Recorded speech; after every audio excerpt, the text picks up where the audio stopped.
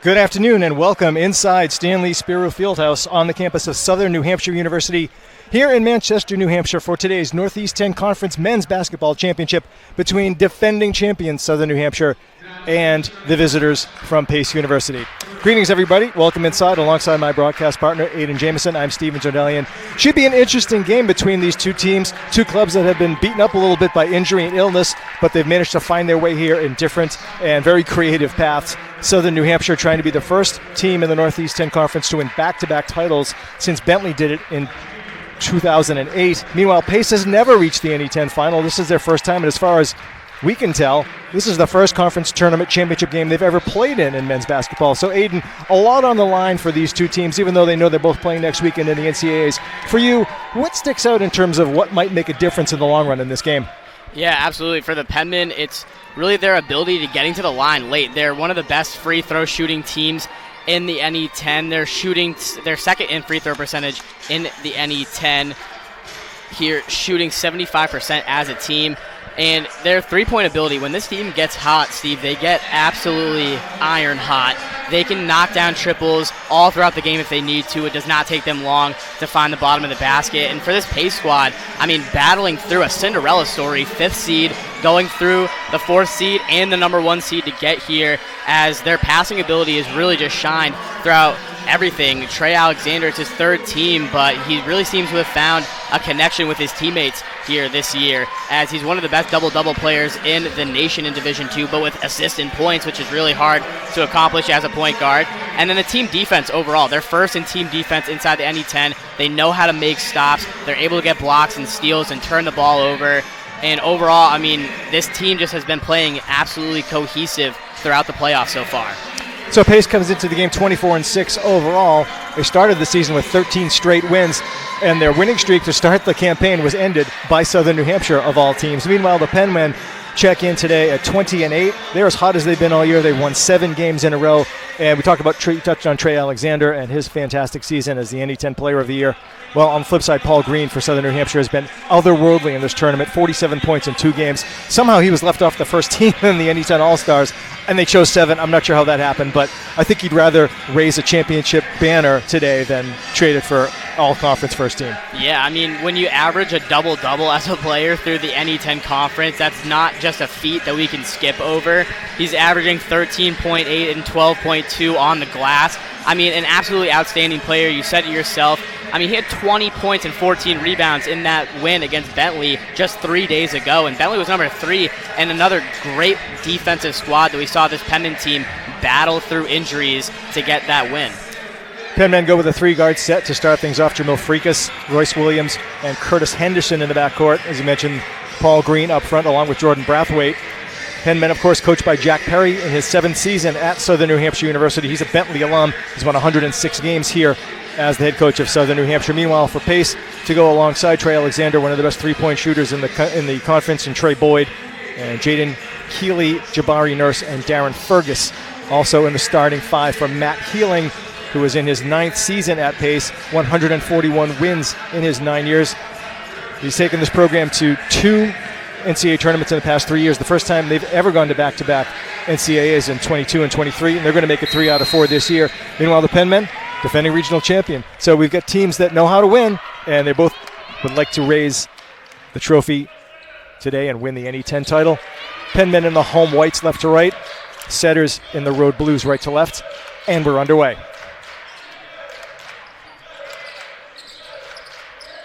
These teams played each other twice during the season, so they know each other very well. We got a quick strip by Green. We got a nice hand on that one. Yeah, this team's defense, when they need it at the beginning of the game, they can start very quickly on those steals. Paul Green and Curtis Henderson, 2 of the best guards and stealers in the NE10. Entry pass goes in for Brathwaite, but takes an extra step trying to get away from a double team that came from Jaden Keeley. 2 teams split their regular season games. Penmen winning here 64-62 in a tight one. That was Pace's first loss, as I mentioned earlier. That was January 5th. Setters got a measure of revenge by winning 76-58 in Pleasantville. SNU leads the all-time series 23-16. And we got our first whistle of the day. And we're going to get free throws here for the Setters. as Curtis Henderson gets called for the foul. Game officials today, by the way, Chris Devlin, Kevin McGuire, and Daniel Christopher, with the alternate Christopher Bennett. Honor for the officials as well, Aiden, to have a championship game. They work hard all season long, and they love having the big games. Yeah, especially being able to play in a field house like this. I mean, it's a tight space. When it gets filled up, you can really just feel the crowd's energy be palpable throughout these moments. Darren Fergus, the senior from Freeport, New York, transfer from Malloy, where he was East Coast Conference Player of the Year back in 2023. Makes his first free throw. Setters are not a bad team at the line either, 73.5%. And Fergus connects on the first two, and scoring has begun. Yeah, Setters are going to draw first blood here. We know that this was going to be a battle really to the line. A lot of these teams in the NE10 love their field goal shooting, and these teams are no exception. Brathwaite tightly defended by Boyd on the perimeter. Setters really aggressive on the man-to-man here. Here's Green. Boyd hedged over, had to get rid of it right side. Three from the corner for Royce Williams is short. Rebound. Green can't finish it. Great closeout defense by the Setters there. Were able to get a hand on Royce Williams' shot, which is not an easy feat. Pull up at the free throw line from Alexander won't go. Skying high for the rebounders, Brathwaite. Teams back and forth so far, chasing boards. The glass is going to have a long day with these bigs going after it. Yeah, both of these teams are adept on the glass at both ends. Let's see how that plays out during the course of the game. Rotation right side for Freakus, who missed time in the semifinal against Bentley with an ankle injury, but manned up and came back late and made a key free throw down the stretch. Williams pull up long two, front iron, and there's Alexander with the rebound. Williams stepped up huge since that Ray Daniels injury all the way back in January. Penmen get the steal, 2-on-1. Williams converts it on the pass from Henderson. So the Penmen get their first hoop. Royce Williams shooting 46% from the field, a super efficient guard, a playmaker, one of the best in the NE10 at that, and such a young player. He's going to be a leader for this team next year. Teams both want to get a sweat going and get into the rhythm of the game. We do have media timeouts at the under 16, 12, 8, and 4 mark. So the initial few minutes, they just want to get their feet under them. And there's Darren Fergus with a three, and he's got all 5 pace points. Yeah, Fergus definitely has his feet under him. You know his shoes are tied tight tonight. Pace is actually the worst team in the NE10 in terms of volume of threes made. That's only the 15th of the season for Fergus, but a timely hoop. Penmen are going to get to the free throw line here as Boyd commits the foul. Paul Green getting his first trip to the charity stripe so far in this one. He's shooting 69% flat from that spot. And this Penman team, I mean, we said it at the beginning of the game, but they're really efficient at that line. Second in the NE10 at the free throw line, over 75%. Let's talk about Green for a minute and his tournament. 20 points, 14 boards in the comeback win over Bentley. Career high 27 points and 11 rebounds in the win against St. Anselm. He's been just sensational.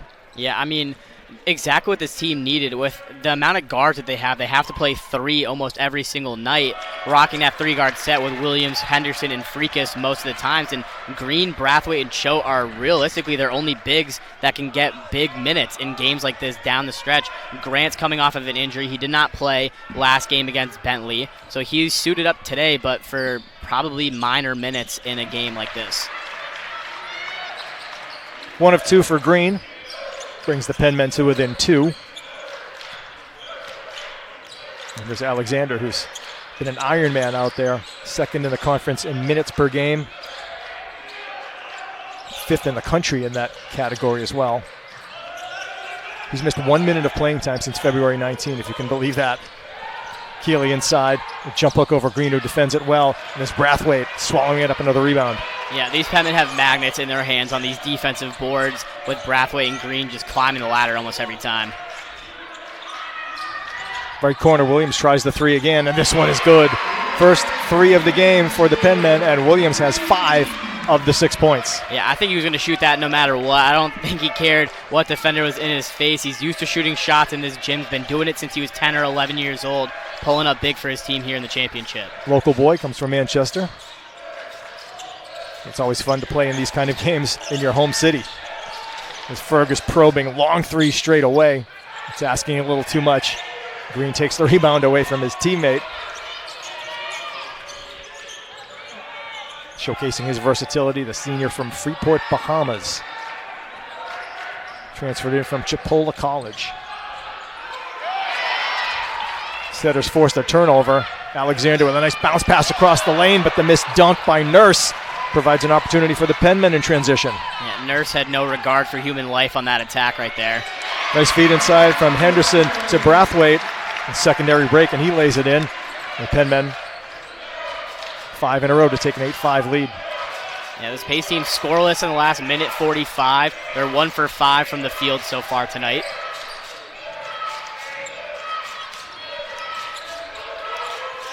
Ferguson at the top looks inside for Keeley, goes to the left this time and banks it in. It's a great find, Jaden Keeley. He's going to mix it up down low, be one of those guys doing the dirty work all night for this team. Keeley averaging 12 a game for Pace, one of 4 players averaging double figures.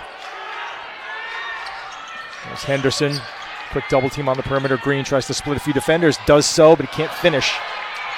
A nice rebound in traffic by Keeley. Yeah, Paul Green loves those Euro step moves. Here's Boyd, launches the 3 and buries it, and that is exactly what Trey Boyd III does best. One of 2 players who transferred from the College of St. Rose to Pace, the other being Alexander, who had a stop at Florida Southern in the middle, but he's a potent 3-point shooter. And just like that, 5 in a row for Pace puts the Setters ahead. There's Freakus. Now right side, Green. Keeley gets the assignment. Green in and out on the J. Brathwaite keeps it alive. Rebound scooped up by Fergus. His team's going absolutely at it so far tonight. 8-10 at the 2-point game. We know the field goals are going to be important. Baseline jumper from Alexander rattles in for his first 2 of the game. Right there, Trey Alexander picking up a field goal himself, shooting 45% from that area. It's a large area to shoot from, and that's a tough shot to make. He scored 20 in each of the NE10 tournament games so far for the Setters. Green goes to the left, can't get it down. We get a whistle on a block on Boyd, who I think was in the circle. That's why the block was called. Matt Healing and his staff up unhappy about it, but I think if he takes a look at it again. But more importantly, that's 2 on Trey Boyd, so that'll be something to keep an eye on. 13:55 to go in this one. 12-8 Pace on top. Back in a moment. You're watching NE10 now on Flow Sports.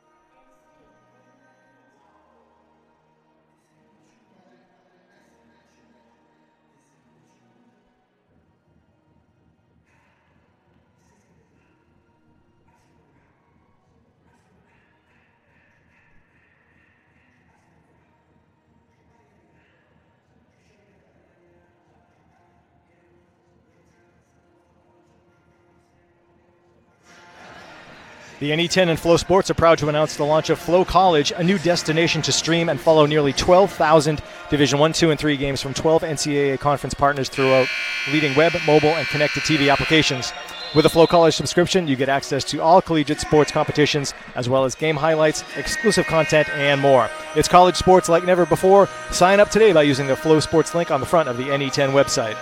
So back and forth in the early going, Aiden. Both teams having some good things happening, and both just getting their feet wet and getting into the game. Yeah, Pace a little bit of a stretch there where they were scoreless. It was about a minute 45 stretch where they weren't able to put anything in the bottom of the basket. And now they've actually been able to turn the tide on the Penmen. Penmen scoreless in the last minute 52. Pace on a 7-0 run, 3 for 4 from their last 4 shots from the field, an area they were struggling in early in this game. Penmen back to the line, already down by 4. We know that they can get off to a little bit of a slow start, but you know, they battled through all their games so far in the postseason. We know Jack Perry's definitely going to bring the passion from the sideline and instill that into his players, try to push it out throughout all the guys on the court.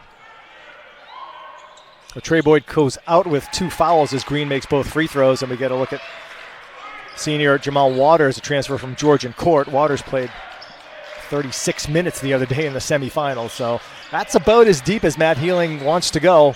May spot a few other players' minutes here and there. They got to buy some time here for Boyd. Inside Keeley with a nice move, drop step off the window for 2 more. Yeah, a grown man move right there from Keeling. Just put his shoulder into it, high off the glass, and brought it down. Keeley scored 10 in the win over Assumption in the quarterfinals. and 13 rebounds in the semifinal win at Adelphi. Green turns the corner to the cup, driving kick in the corner. Good look for three for Williams, and he buries the line drive tray. Royce Williams feeling all the energy tonight. You know his family's in the crowd, a hometown kid, 8 points already tonight. 33% three-point shooter. He's made 2 already and looks comfortable from that corner.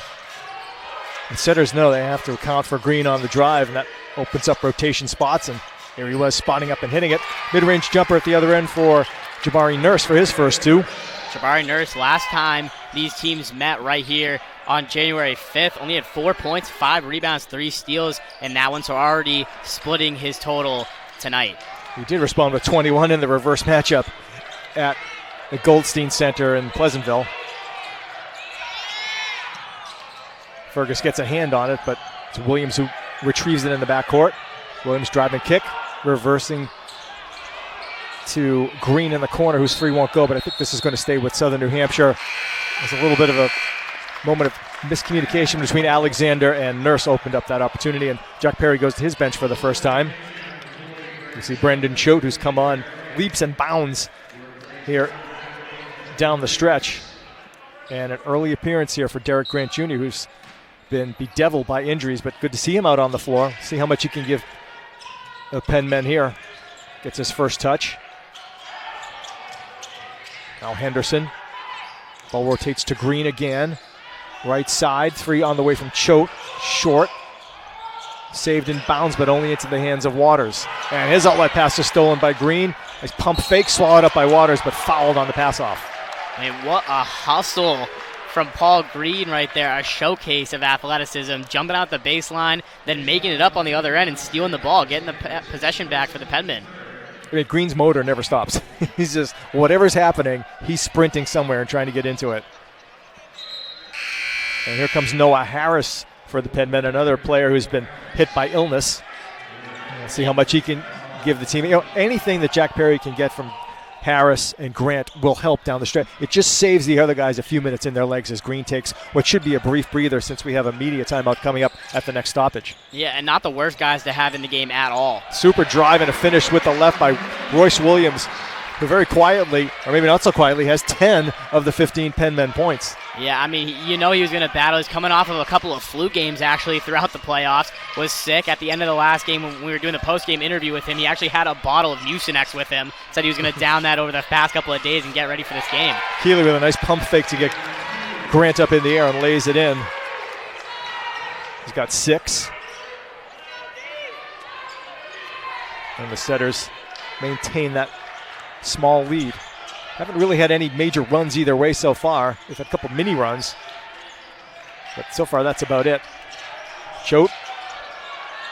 Back out for Henderson. Step back 3. Rims out. Yeah, that would have been for the tie right there. You know Henderson is going to start off missing a few. He's done it the whole playoff so far. He started off 0-4 last game before he started putting some points up. Waters in tight. Triple team comes. Manages to get rid of it before taking an extra step. And now Nurse tries to go Euro step and has it jabbed away by Williams. Royce Williams, I feel like we're going to be saying his name all night. So far, it's been that way through the first 5 minutes of play. 10 minutes of play. Finds Grant in the corner, a bit reluctant to take a shot. Harris makes a nice catch. That ball was coming right at our heads. Thank you, Mr. Harris. Straight on 3 for Williams is short. Kept alive by Choate. Saved in bounds by Keeley. And the hustle is not going away for either of these two teams. Pay's not afraid to work for a basket. Pull up in the lane for Nurse, back iron. That's kept alive by Waters, and he earns his team a second chance.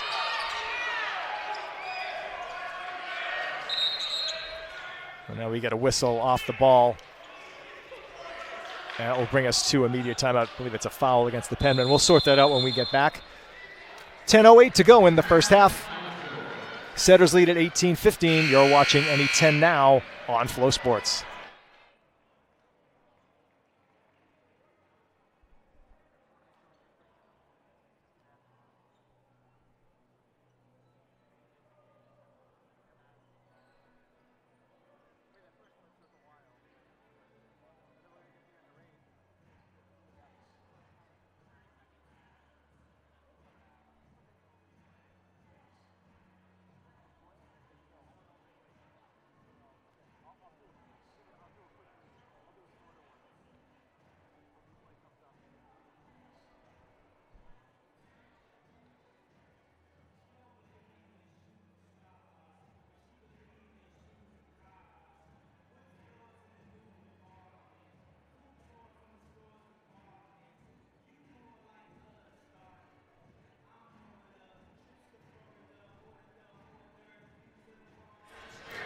For the most up-to-date information, including scores and highlights from NE10 championship events, follow the NE10 on Twitter at @TheNortheast10. That's TheNortheast10. And be sure to join the conversation by using the hashtag NE10Embrace. So now we're going to take a look at the replay there. The drive and kick from Paul Green into the corner. I mean, these guys practice in this gym all week in and out. And so now being able to make a play that they probably practice hundreds of times, getting those passes into the corner, get one to fall in a championship game, that's got to feel good. Southern New Hampshire has won 3 NE10 titles over their history. Of course, they won last year with Matt Becht as the most outstanding player. 2013 and 2016, Rodney Sanders took home the hardware. They 3 other trips to the final as well. As I mentioned, they're trying to become the first team in this conference to win back-to-back playoff titles since Bentley in 2007 and 8. The last time the Penn Men program won back-to-back conference titles, they were known as New Hampshire College, and that was back in the old NECC in 1997 and 98. That conference was fun for anybody who remembers it. Yeah, and a little bit of the history tying into this game from the Penman. Rodney Sanders, a high school assistant coach of Royce Williams, growing up through his system in high school. So just Manchester through Manchester, Southern New Hampshire, kind of sticking in that community. It is a small community, wherever you are, whatever you do. Tipped out of bounds on the Fergus miss. It's going to stay with pace. Mentioned the Setters have never even been to the NE10 Conference Championship game in men's basketball. They've won 10 games over the years in conference tournament play. They've got themselves a chance right now. On top by 3 midway through the first half. Good to have you here with us here from Manchester. Aiden Jamison alongside Steven Zerdelian. Alexander missing the 3, but a nice tip in by Waters, flying into the lane, avoiding enough contact and getting the touchdown. Yeah, I mean, Waters is an excellent bench player for this Setters team. Like you said, they don't go to their bench often, but when they do, it's not bad to have a guy like Jamal Waters there. Green back in the game after the media timeout, loses his balance, but the Penn Men get a break. It's out of bounds off of Waters, so we'll stay with Southern New Hampshire. A little dry spell here for the Penn Men. Be nice to get a score here. Maybe get to the free throw line. We've seen Green take all 4 of their foul shots. Yeah, they're scoreless in the last 2 minutes and 26. You see Jack Perry vocalizing the offense here. Harris the only reserve on the floor right now for Southern New Hampshire. Henderson getting a lot of defensive attention as he turns the corner. Nice pass in tight for Green, who lays it in. I mean, those two are the 1-2 punch for this Penman offense. Paul Green, Curtis Henderson, those names are not unfamiliar to the score sheet. Green averaging almost 14 points a game this year. Henderson right behind him, averaging 13-7. Henderson actually is a 1,000-point scorer when you add in his time at the University of Hartford. Approaching the 1,100-point career mark. Corner 3 from Fergus turns it down. Alexander takes the left side jumper and rolls it home. Trey Alexander, an explosive player no matter where he's playing seemingly. And the NE10, he's more comfortable. St. Rose and Pace, 2 homes for him. And so far tonight, 4 points. He's had such a fantastic season, a worthy conference player of the year. 2nd in the country in assists as well as steals. 15th in double-doubles with 12. Corner 3 from Harris is good, and a nice response for the Penn Men. A catch and shoot from Noah Harris. That's what they need from him off the bench. A resident 3-point shooter for them, and they're making that one and putting it within 2. First bench points of the game for the Penn Men.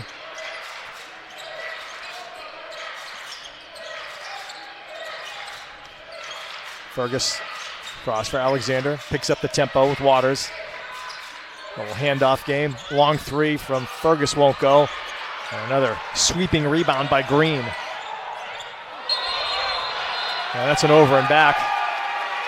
And a turnover, and that's not what we want to see. Green tossing the ball to official Daniel Christopher, who was actually having a conversation with Henderson at that point. Brings us to a media timeout at the under 8 media spot. So we'll take a break and come back and sort it out again. 22-20, the score pace on top. You're watching NE10 now on Flow Sports.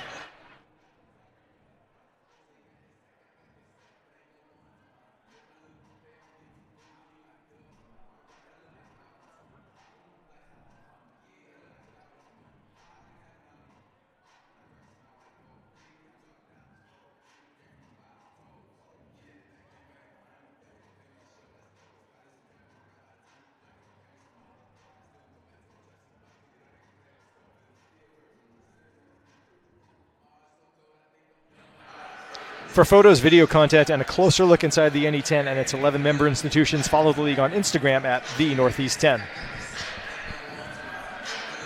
So really, neither team taking control of this game pretty much as we expected it. And we were looking for a close game. We anticipated a close game.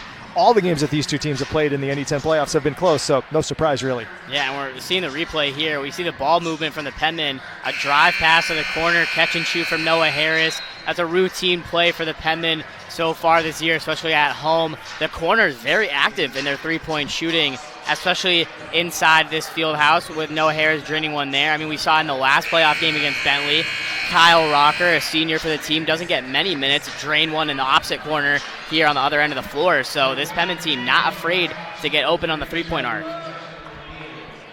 Royce Williams leading all scorers with 10 so far, but much better balance for pace. They've had 6 different players score, the 6 who have actually played. And now we get an appearance for Justin O'Neill, senior from Bedford, New Hampshire. So local guy getting a little bit of an opportunity. He's a potent three-point shooter when he gets an opportunity. Gets his first touch. Also in the game is Josh Hobson. Nice hands by Williams. Henderson forces the turnover but misses at the other end. Too hard off the opposite side. Trey Alexander does a great job defensively there, putting the pressure on Henderson all the way through the fast break. So I think Matt Healing is doing what Jack Perry did earlier with Green. Get a couple of starters out because you know that the next whistle is going to bring another media timeout. Hobson, nice pass across the lane for Keeley, who gets an easy 2. Jaden Keeley spent all 3 years with the Setters. He's had a great career. He scored 27 points this season, which was his season high and career high. Harris pressured on the perimeter. Stepping to the left is Henderson, who launches a 3 that misses. Inside Green with the rebound and a chance for a three-point play as O'Neill got caught on his back and fouled him. Paul Green, the hoop and the harm, the bash and the bucket, the ding and the dunk, heading to the line.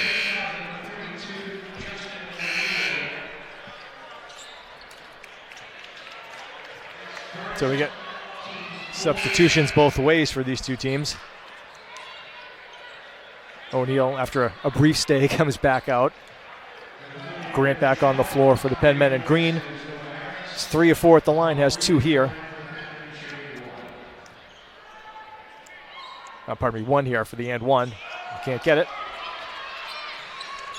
But the bucket makes it a 2-point game, and still neither team able to put any distance in between themselves and the other. No, we haven't seen a lead larger than 5 points so far tonight, which was resulted to pace. They're up 22-17 with 8 minutes and 49 to go, so just a few minutes ago. Keeley backs down Brathwaite but misses the jump hook. You're trying to see Pace exploit some of that size advantage they have with the Penmen generally going with a 3-guard set. Keeley takes up a lot of space in there, double on the perimeter. Almost forced a turnover, but that's a kick ball as Boyd back in the game with 2 fouls. Got a piece of it with the toe of his sneaker, and it will stay with the Penmen on the side out. So we know. Sorry, go ahead, Steve. Southern Hampshire 12-3 at home this season, which is something you need to do to be successful in this league. Pace, meanwhile, 11-4 in true road games, which also is a mark of a team that belongs in a championship game. So now we know the Penmen very potent on the inbound plays. They didn't get one too close to the basket that time and completely shut down. But Paul Green. We get a whistle, and Green is going to go to the free throw line after the shot initially from Choate got blocked. But Green, that motor showing again, goes directly to the basketball, and he's going to get back to the free throw line. It's the 5th team foul against the Setters. Southern Hampshire has been called for just 1 foul so far today. Keeley picks up his first, and Green has a chance to tie here with a couple of free throws.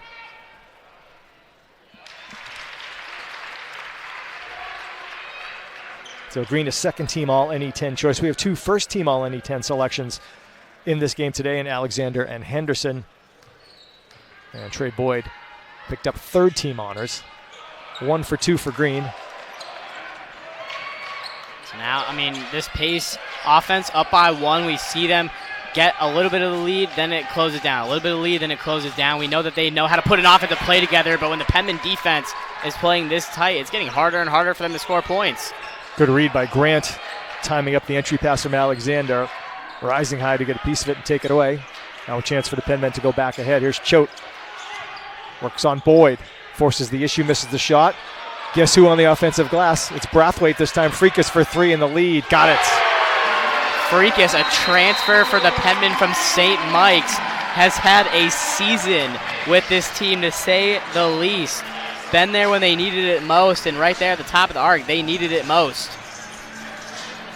We'll get a timeout on the floor. Our first timeout called by one of the coaches, this time by Matt Healing, as the Penmen take the lead. So Freakus, again, had that ankle injury the other day. He's another player who's been dogged by some injury issues, but he can be a guy that heats up, boom, in an instant, and we just saw that with that three-point shot. He's got no fear of taking that shot and is capable of scoring, basket after basket. Yeah, with this Jack Perry offense, we'll see on the replay here of him getting the open shot.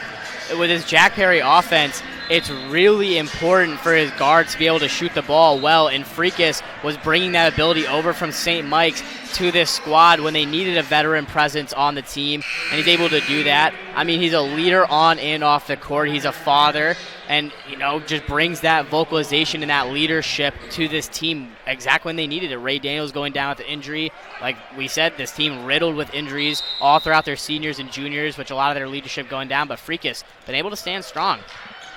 Mentioning Ray Daniels there, it's a shame that he got injured 15 games into the year, averaging almost 18 points a game, and had he stayed on the floor and continued to play, that would have been fourth best in the NE10, and he's a special player. Daniels, unfortunately, his season is over, but the Penmen undaunted, here they are in the championship game again. Yeah, I mean, one of the best offensive players this Penmen team has seen. Alexander short on the mid-range jump shot. And the Penmen, for the first time in a while, have the lead and basketball. Williams waves off Freakus. Well, Freakus comes to get it on the other side. Brathwaite for three. Front rim. Ball ricochets around, back to him. Here's Freakus, another three on the way, and makes another one. Two in a row for Jamal Freakus. He's feeling it tonight. Jamal Freakus on fire. Back-to-back triples. Gives him 6. 29-24. Penmen extending their lead to 5. Matching the largest lead of the game that, as you mentioned, Aiden, was enjoyed by Pace earlier. Now it's on the setters to respond. Ferguson, the paint, picks up the dribble. Left wing three on the way. In and out from Christian Adams, who just checked in the game, but Waters cleans it up, and he's going to earn a couple free throws. Jamal Waters has been there when the setters need it most. Seeming when they're starting to get quiet and quieter, Jamal Waters there to answer. Timeout on the floor. Penmen on top by 5. Back in a minute. You're watching NE10 now on Flow Sports.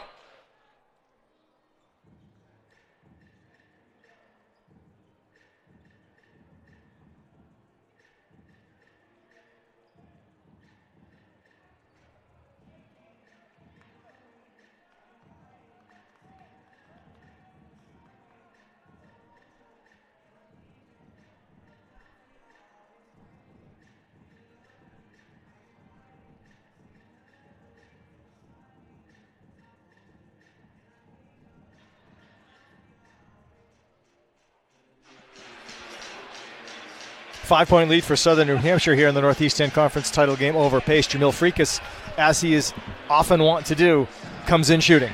Yeah, taking a look at the replay here, you see him just getting the ball around. Brathwaite took the initial shot, but the rebound brought in by the Penmen. They were able to find Freakus, who just was patient on the outside, doing what he needs to do as a guard in this Jack Perry offense, waiting behind the arc to bury a triple right at the bottom of the buzzer. When you get those broken plays, offensive rebounds, transition, shooters know, find a spot, be available for a kick out, and be ready to shoot. And twice in a row we've seen Freakus find an open spot and be ready to shoot. I mean, this team, not a bad three-point shooting team at all. They're 5th in three-point percentage in the NE10, 9th in field goal percentage.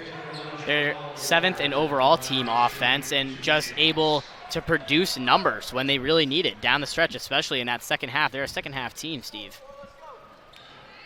Jamal Waters at the foul line, 60% free throw shooter, connects on the first. So that ends the Penmen's stretch of 7 in a row. And we see Noah Harris in the back tunnel on the bike, just working it out a little bit. We saw that he was coming down with some injuries in the playoff stretch that the Penmen have had so far, and he's just going to try to keep himself warm. Adams with the offensive rebound on the miss. And in the end, that bounces off a Penmen, so Pace will get an extra possession out of it.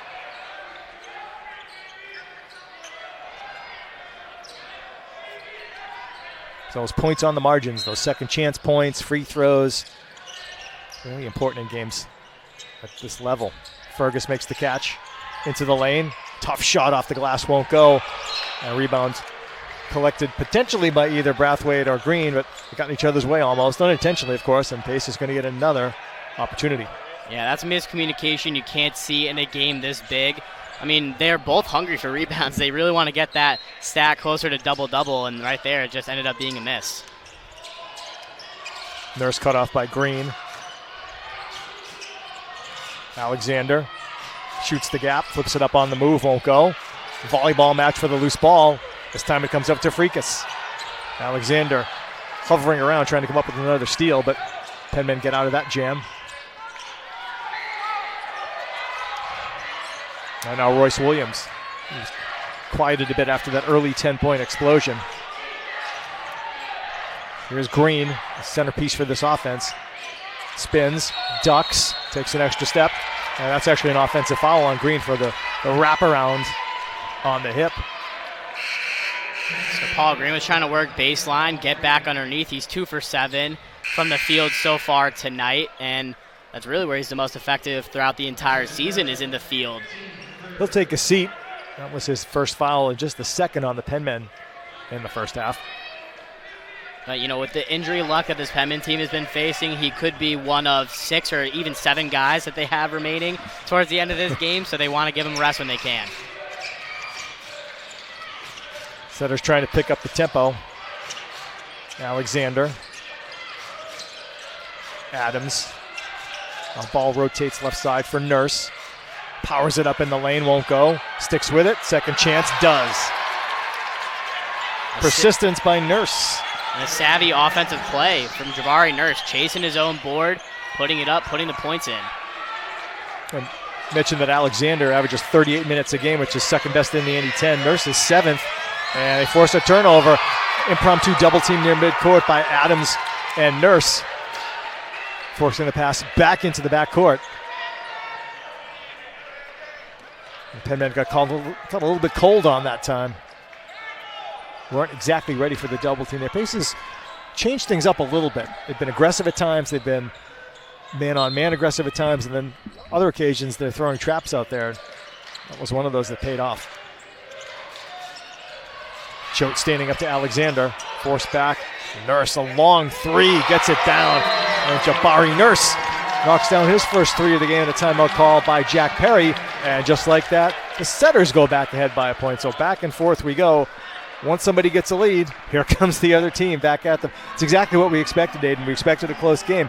I mean, it feels like the game has not quite fully come to life yet. It's almost like they're probing and sparring, and you haven't had a big punch yet as we take a look at that last highlight. Yeah, and you can see it even here. I mean, Nurse getting a great take on the inside, like you said, just trying to pierce the defense, trying to find himself a lane, and he gets a great putback on the inside there for a great little hustle play that the Setters have had, and that's really been the name of the game so far tonight, is hustle. Both these teams just going on, like you said earlier, their little runs.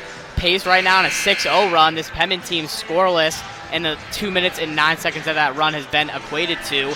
And so far, down by 1 with 2 minutes to go, you really got to think that this Penman offense and even the Pace offense are going to start breaking out some of the classics that you see with these guys that they know since they're in 6th grade running offense, like triangle-style offenses. You even saw Pace getting down here on the sideline running a triangle-style offense late in this first half. And another wrinkle from Matt Healing, get pressure up court. Nurse at the top of it, double team again comes. Fergus got a hand on the pass, but eventually gets to Choate. Under 2 minutes to go in the first half. Setters by a point. And we got a foul on Keeley, I believe. That would be his second. So we appreciate being aggressive. That's team foul number 6, but now with 2 on Keeley, he'll take a seat, and here comes Waters back into the game. Matt Healing not taking a chance on him picking up a third in the last couple of minutes. We'll still have an entire second half of basketball to go.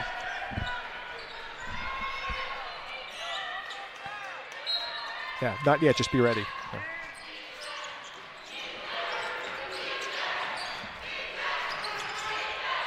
Green pops out beyond the arc, right side. Pace trying to do everything to get the ball out of his hands. Nice feed inside for Brathwaite, who dunks. And the vision of Paul Green splitting the double and finding an open teammate. And Brathwaite, 2 hands for safety. We've seen the Penman be like that so far the postseason, just taking those safe dunks, but those are powerful slams. You have to finish with conviction. That's exactly what Brathwaite did there. Nicely done by Green not to panic in the double team. There's Fergus. Crossover. Euro step. It's fouled on the way there by Williams. That will mean free throws upcoming for Darren Fergus.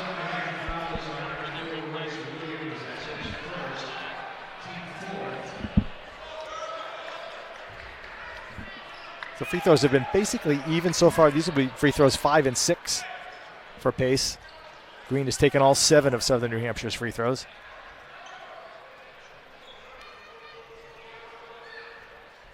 And Fergus connects on the first of 2. Averages a little over 6 points a game. And a 76% free throw shooter.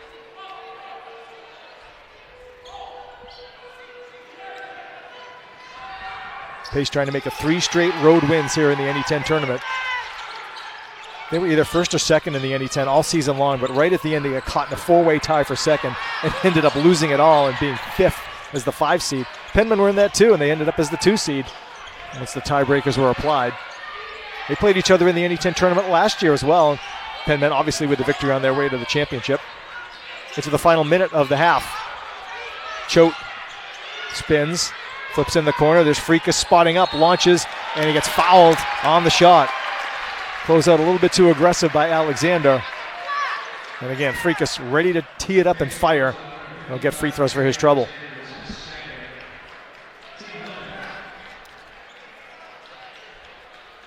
So Freakus knows what it's like to win games. He was part of that St. Michael's team last year that kind of came out of nowhere to win the regular season title. They didn't actually advance too far in the NE10 tournament, but got to the NCAAs, and here he comes to Southern New Hampshire, 20-win team again.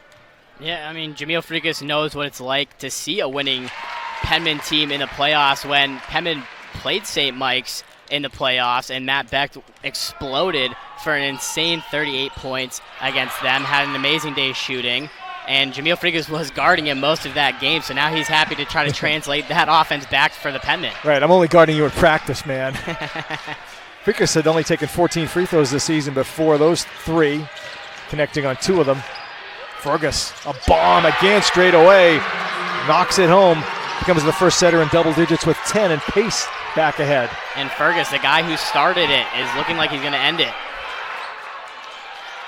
Shot clock is off. Let's see if the setters decide to foul. They've only committed 4, so they do have 2 to give if they want to try to stretch this out. Williams, quick crossover. Gets up in the air, ball loose. Alexander comes up with it. Now Pace's chance to get a final shot off. Pass across the lane, goes out of bounds. Untouched at the end. Waters was the intended recipient, but didn't get there. And the turnover gives the ball back to the Penmen, but with 0.4 of a second left, it's going to have to be a catch and shoot. Well, it's been a terrific first half. Teams have traded the lead back and forth. Nobody's led by more than 5. Green looks up court. Pass intercepted by Fergus, and that'll do it. So halftime here at the Stan Spiro Fieldhouse. An entertaining, engaging, interesting first half of play ends with Pace on top 35-33. Darren Fergus with 10. Jaden Keeley with 8. 7 points for Jabari Nurse to lead the way for the setters. And meanwhile for Southern New Hampshire, 10 for Royce Williams and 8 for Paul Green. And Justin is with Matt Healing right now. Let's send it to Justin. All right, Penman fans, I'm here with head coach of the Pace Setters, Matt Healing. And after an amazing first half, I mean, you guys have put it together 35-33, keeping it up too. What's your message to the guys going into the locker room? Just got to keep fighting. They're a great team, championship team. Obviously, it was a game of runs in that first half, so you just got to keep working. You know, the team that plays better defense is probably going to win this game, so you just got to keep grinding it out. Yeah, and how do you plan on balancing your attack with the defense of the Penman? I mean, they're confident in their play just as you guys are. What's your plan to kind of snub that out in the second half?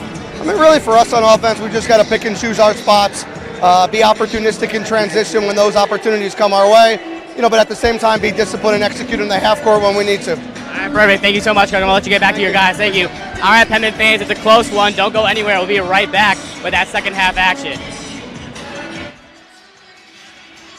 All right, Aiden, thanks very much. 2-point game at the half for Pace on top here. We'll take a break and come back in just a bit. You are watching NE10 now on Flow Sports.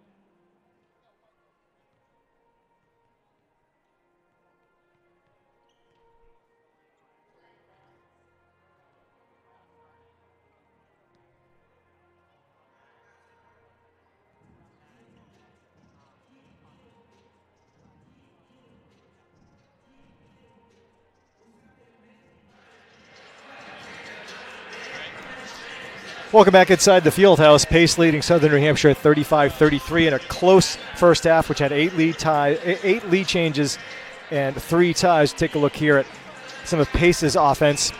Setters making 4 threes in the first half, Penmen making 5. The stat sheet, very close between the two teams. The shooting was close, 48% for Pace, 44% for Southern New Hampshire. The threes were close, 5-4. Free throws were close, 6-5. And take a look at some of the other numbers here. Second chance points, though, tip in Southern New Hampshire's favor, 10-5. That was one area that the Penmen did pretty well here in the first half. Leading scorers, Royce Williams for the Penmen and Darren Fergus for the Setters, 10 apiece. And we've seen the key players also play well. Trey Alexander, 4 points, 4 assists for Pace. Meanwhile, Paul Green with 8 points and 5 boards, as well as 4 assists for Southern New Hampshire, showcasing his versatility. So really nothing between the two teams in the first half. The only players with 2 personal fouls were both on the Pace side, Jaden Keeley and Trey Boyd.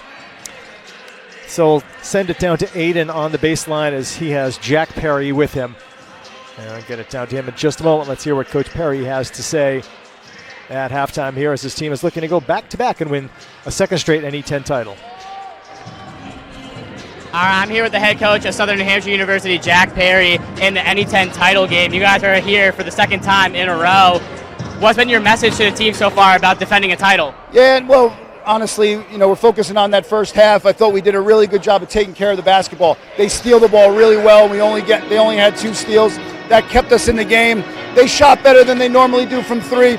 We got to do a little bit better job of contesting 3-point shots, and then I think they got a few second chance points down the stretch. We got to be better that way. If we do a better job defensively, I think, and sustain not letting them steal the ball, we'll give ourselves a chance. Yeah, and I mean, you've coached in plenty of big games before. What does this year's championship and postseason run mean to you compared to other years? Listen, it's every year has its own challenges. This one has had a lot of adversity. Our guys have done great. They're a bunch of fighters. I love that about this group. They've whoever comes in the game fights. It's been pretty impressive and a lot of fun. Hopefully we can keep it going. Yeah, well, I'll say, Coach, the heart is palpable. We can see it on the court. I'm going to let you get back to your guys and continue coaching. Thank you so much for your time. SNHU fans and Pace fans alike, we're right back here with the second half action. Don't go anywhere. Thanks, Aiden. Appreciate that. Appreciate Jack Perry taking a couple of minutes out to analyze the game better than I ever could. So appreciate that from Coach Perry. Meanwhile, the Northeast 10 Conference recently announced a landmark program with partnership with Flow Sports, which has become the new home of NE10 Now, the conference's digital streaming platform. Beginning in this academic year, fans can subscribe to see both regular season and championship action for all NE10 member institutions with both monthly and yearly rates available. NE10 Now on Flow Sports is available online on the Flow Sports mobile app, iOS and Android, Roku, Amazon Fire, Apple TV, and more. Sign up today. Hopefully you've signed up, and if you have signed up, you're obviously watching this game and you know what's happening here. So been a terrific first half and excited for the second half. And Aiden, Jack Perry, as I said, analyzed the game better than I ever could. So thank you for getting him on camera. Appreciate that. Yeah, not a hard guy to get to reach. I mean, he loves to talk about this team. He's very passionate about what he does as a coach and what he brings to the program. I mean, you just heard him talk about it there in that halftime interview about how his team just needs to pick up the overall play, but how he feels that this Pace team is just playing at an elevated level right now, and he's expecting them to kind of drop back down to earth a little bit and let his guys get back into that rhythm. Well, then again, Pace won 2 road games to get here. Overtime win at Adelphi, 72-68, and a 74-72 buzzer-beating win for Alexander at Assumption. So their level's been really high in this postseason, and the level is high for Jamil Freakus, who hits his 3rd 3 of the day to start off the second half. He's got 11. So Jamil Freakus just right back on the track. It's like he never left. That locker room trip did not take long for him. So make that our 9th lead change. Keeley in the post. Both teams are with their original starters on the floor. Alexander left side hits the jump shot. So He's been a little bit quiet offensively so far as Alexander, but for a player who is so talented and so potent, as the single season record at Pace for assists and steals, he can come to life at any time. Freakus, corner 3. He's hot all right. Can't leave Freakus alone. 14 for him. And the Penmen lead again. Jamil Freakus, I mean, his season high and Penmen career high so far has been 19, so 5 short of that here early in the second half. Trey Boyd, turnaround comes up short. Keeley, the rebound, it gets stripped away on the way up. The Pace needs to get Boyd going. Sat a lot in that first half. Player averages 14 a game. They're going to need his scoring if they're going to come out on top. Henderson trapped. Tries to find somebody, gets it to Freakus, who head fakes, steps in and takes a 2 and hits another one. 16 for him. Timeout called by Matt Healing. On fire. You see him banging the chest there at the end, pointing to me. I see you, Jamil. We're watching right here. The cameras are on. 41-37. Jamil Freakus, 16. He's made he scored all 8 of Southern New Hampshire's points here in the second half. And you know what? When he's in rhythm, there's no wasted motion. It's a quick catch and shoot. The head stays still, the body stays square, and when shooters do that, it just looks so good coming out of the hand. Yeah, I mean, and you see it a lot of the time in the pregame warm-ups. They're knocking down shots. You'll see it on the replay here. This looks like a pregame warm-up shot here. Freakus getting the passes a couple around, head fake, jump in the mid-range. I mean, that's an authentic shot from an offensive-minded player. He's 5 for 5 from the field, 4 for 4 from 3, 2 for 3 from the free throw line. He has a rebound. He's yet to turn the ball over and yet to commit a foul. Jamil Freakus, how are you doing tonight? Sometimes it's that somewhat unexpected player. Not that you don't expect him to play well, but 16 points, less than 2 minutes into the second half, and hot as a pistol. These are the kind of change moments, the pivotal moments that change games like this and can propel a team to a title. Yeah, I mean, Freakus, a playmaker like any other guard that this team has. And when you say you're not really expecting a guy like that to go off, you're really not expecting a guy like that to go off. He's only averaging 5.9 points per game this season. And so to explode in a championship game like this, 16 points here in front of his new home crowd found in the transfer portal from St. Mike's last year. It's more impressive to me, as well as the shooting, is he played 17 and a half minutes in the first half. That's more than he averages per game, and yet he got hot at the end of the half and he stayed hot here. That speaks to the level of concentration as well as conditioning. Everybody's banged up now. Even if you're out there playing, nobody's 100%. No, not this late in the season, No, Steve. Definitely not. So let's see what the setters can do coming out of the timeout. Quick handoff to Boyd, and now Alexander. Long 2 from the baseline, front rims it. Brathwaite makes sure it's a one and done for Pace. Both teams will be playing in the NCAA Regional next weekend, which will be in Buffalo to be hosted by Damon, undefeated, top-ranked Damon. That'll be a test, all right.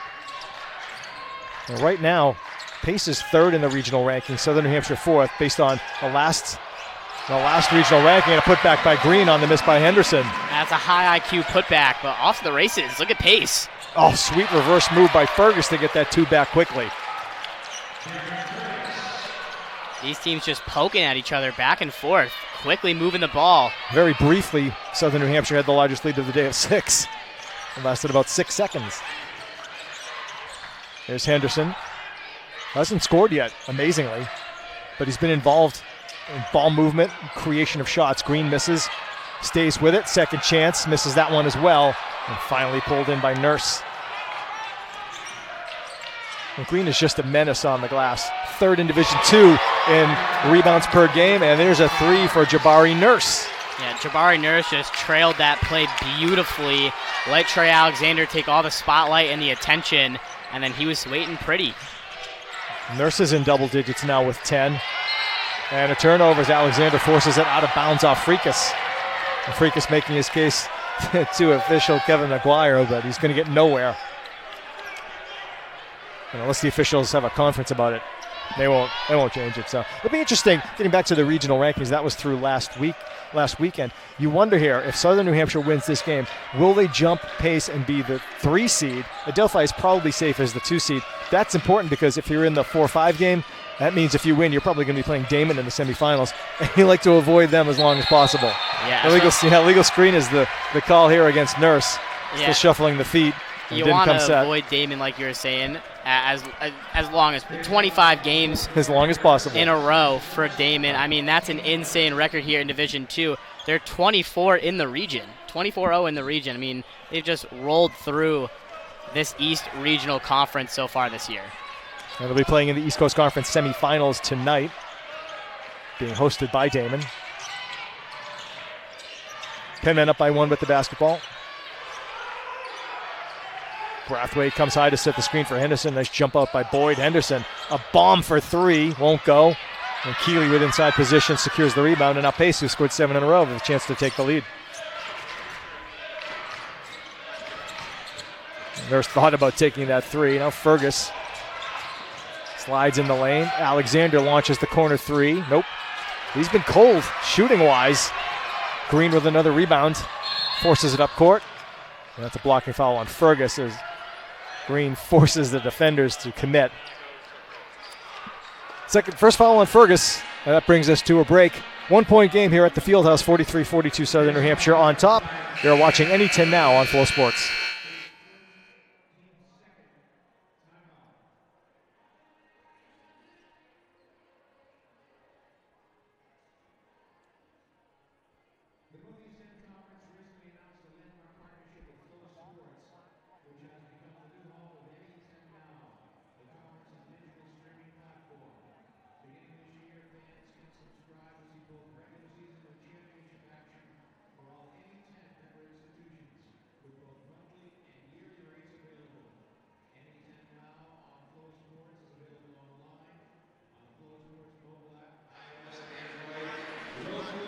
What was a 2 point game at the half? It's a 1 point game right now. Southern New Hampshire on top here in the NE10 title game. And Aiden, lots to sort through in this game. What have you got for us here? You got something as we take a look at the highlight of a three from Nurse.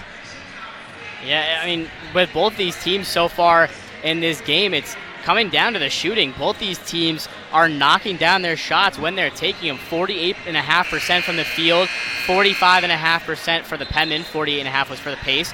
Then 50% exactly from three for the Setters, while 46.7% for Southern New Hampshire. And with these two teams, usually when they're battling it out this much defensively, turnovers seem to be much higher of an issue than these two teams. Right now, Penman only with 7 and the Setters with 9. Both the teams averaging 12 throughout the year. It's been, a close to the chest game offensively between these two teams. They're not going to get the ball out to the other team when they don't need to.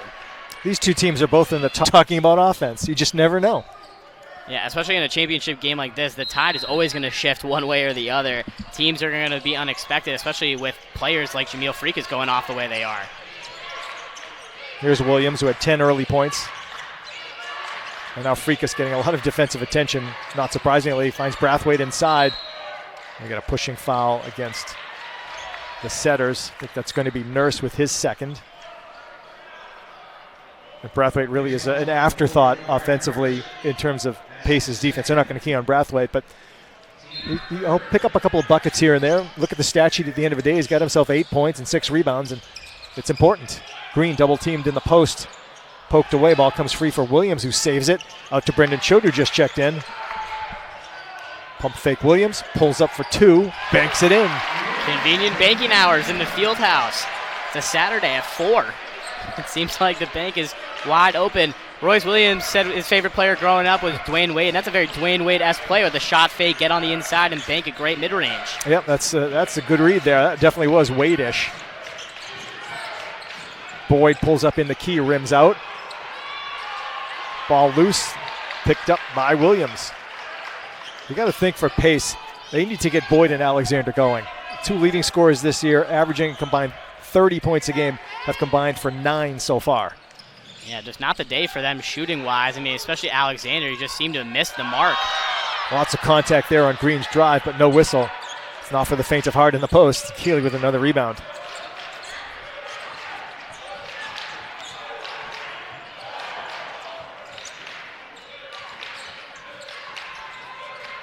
Here's Nurse, right side. Fergus for 3, short, and Choate with the board. Kind of a flat offensive possession that time for Pace. Not a lot of movement. I think Fergus kind of settled for a shot. Yeah, it looked like that they wanted to get something going, but like you said, the movement just wasn't there. And Matt Healing was trying to be vocal, but with how loud this crowd has been so far late in this game, it's kind of hard to get a playoff. Yeah, Pace is a team that derives offense from their defense, but Penman have been really good in terms of taking care of the ball. Freakus finally misses. That was a howitzer from about 6 steps behind the arc. Yeah, gave himself a heat check. Shot clock was running down, though, so it had to go up. And now the Penmen get the turnover. Williams has a step on Alexander, who recovers but can't stop Williams from scoring. So the Penmen back ahead by 5. As Williams now with 14. A trio of Freakus, Williams, and Green have combined for 40 points. Alexander in the post. Nurse left it behind. They go to the deck. Great job by Brathwaite to get there first. Penmen can take their largest lead here with a score. Freakus floater in the lane. Got it. Make it 18 for Freakus. And Southern New Hampshire stretches it out to 7. And a modicum of control, Aiden. It feels like the balance of power is tipping in Southern New Hampshire's direction. And Matt Healing knows it. Wanted to call a timeout. Yeah, this Setters team was looking like they were good coming out of the break. I mean, answering with a lot of great offensive plays, pushing the ball around, wasting clock, putting the bucket down, but they're 1 for 4 for their last 4 from the field.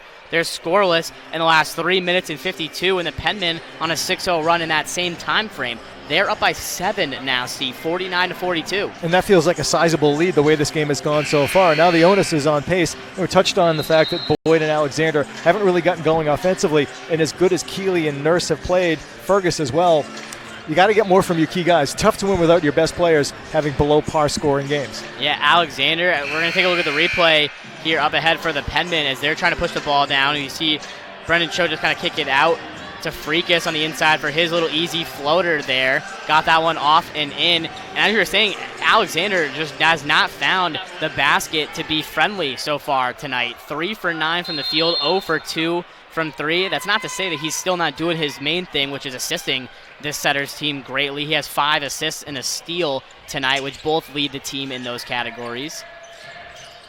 Boyd off the curl, fires for 3, short. He's had no rhythm today. Those 2 early fouls.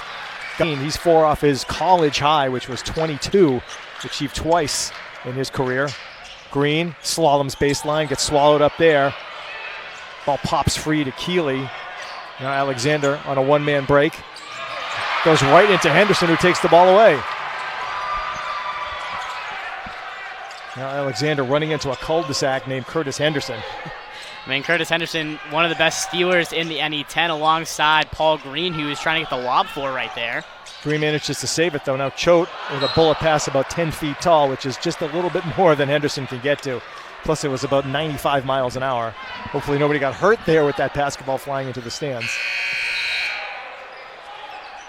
So the Setters get a stop, but the onus is on them to try to get the offense going. Still plenty of time left, 12:21 to go in this second half. And we're seeing an unusual substitution from the Setters. They're bringing in number 10, Jaden James, a freshman guard from Queens, New York. And Christian Adams also back in the game.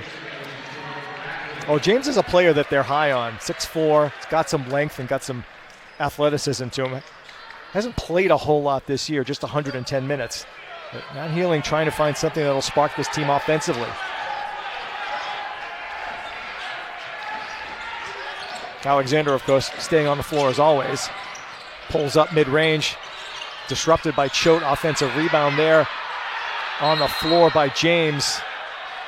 Matt Healing looking for a foul. Instead, it's going to be a held ball, which will stay with pace. And Matt Healing all over Daniel Christopher.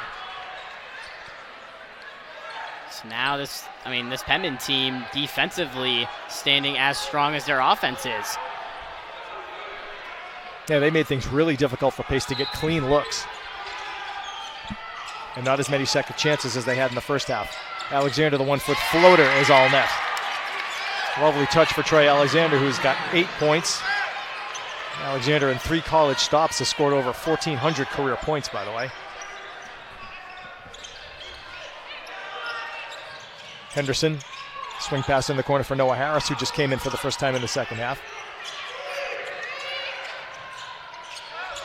Henderson gets away from a double. Choate in the paint. Nice bounce pass across the lane for Grant. Can't get the shot up in the air. There was some contact, but no whistle. And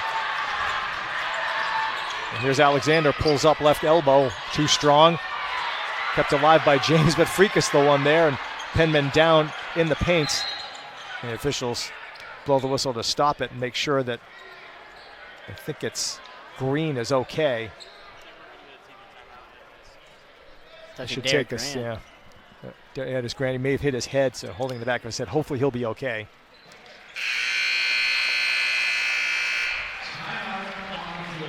But we have a timeout on the floor. Penmen leading it by 5 with 11:16 to go. Back in a minute. You're watching NE10 now on Flow Sports.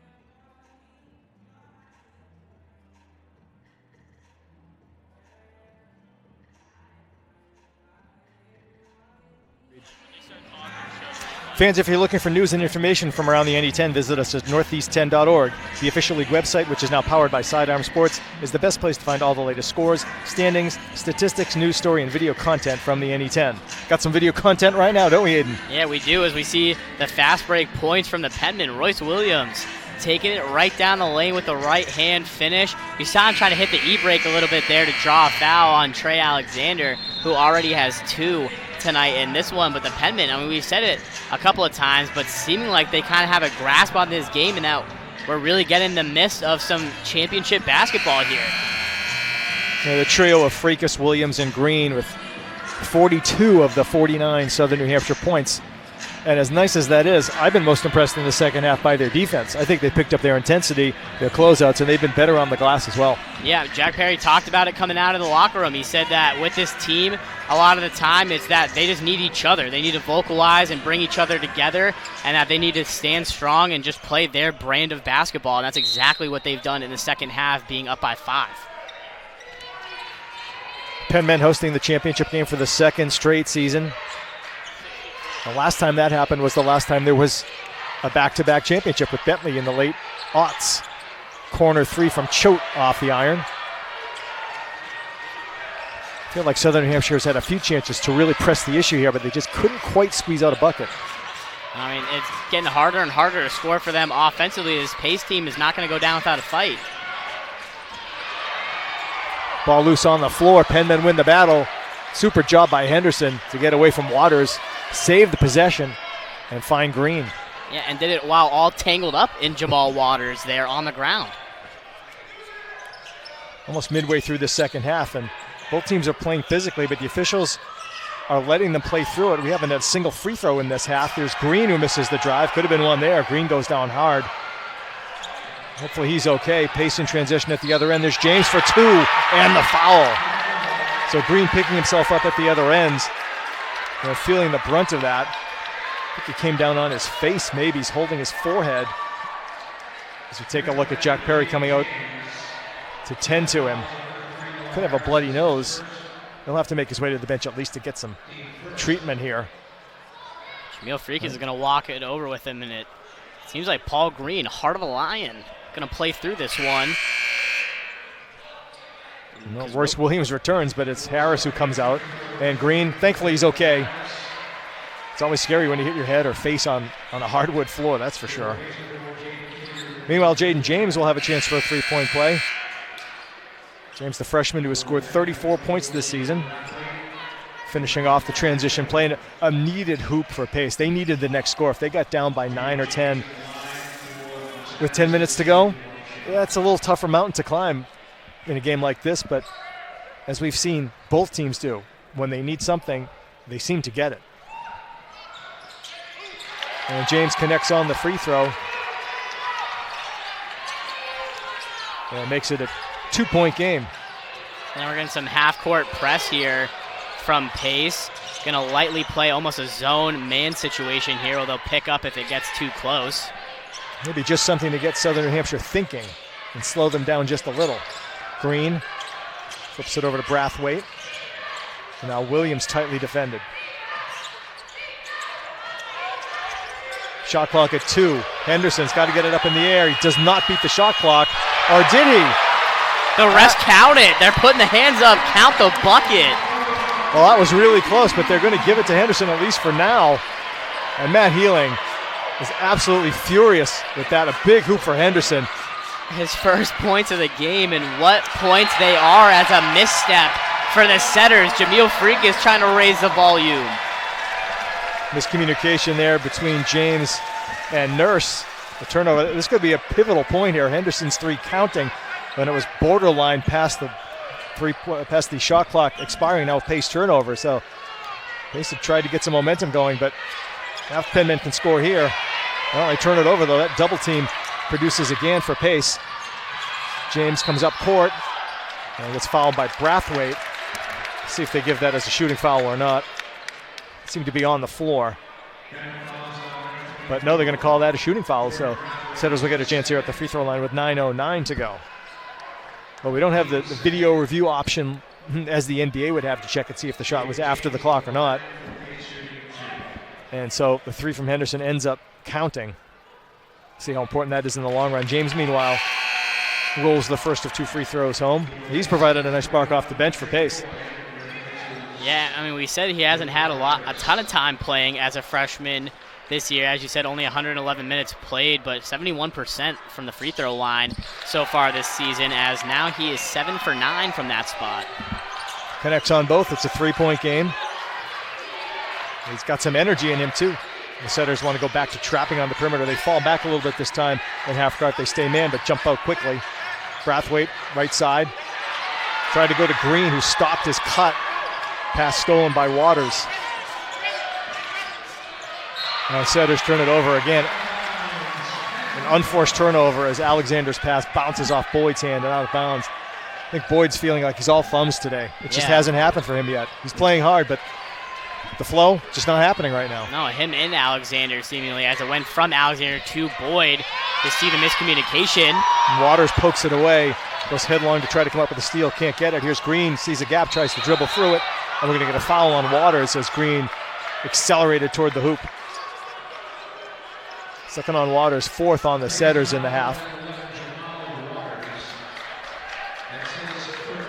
Well, the Penmen felt like they had some control up 7. And not that Pace has turned it totally around, but they've reeled them back in, and it's still back to a one-possession game. Waters getting the assignment on Green. Williams picks it up after his bounces off his shin, pulls up mid-range, no. And James high for the rebound. You can see why they're really excited about his potential.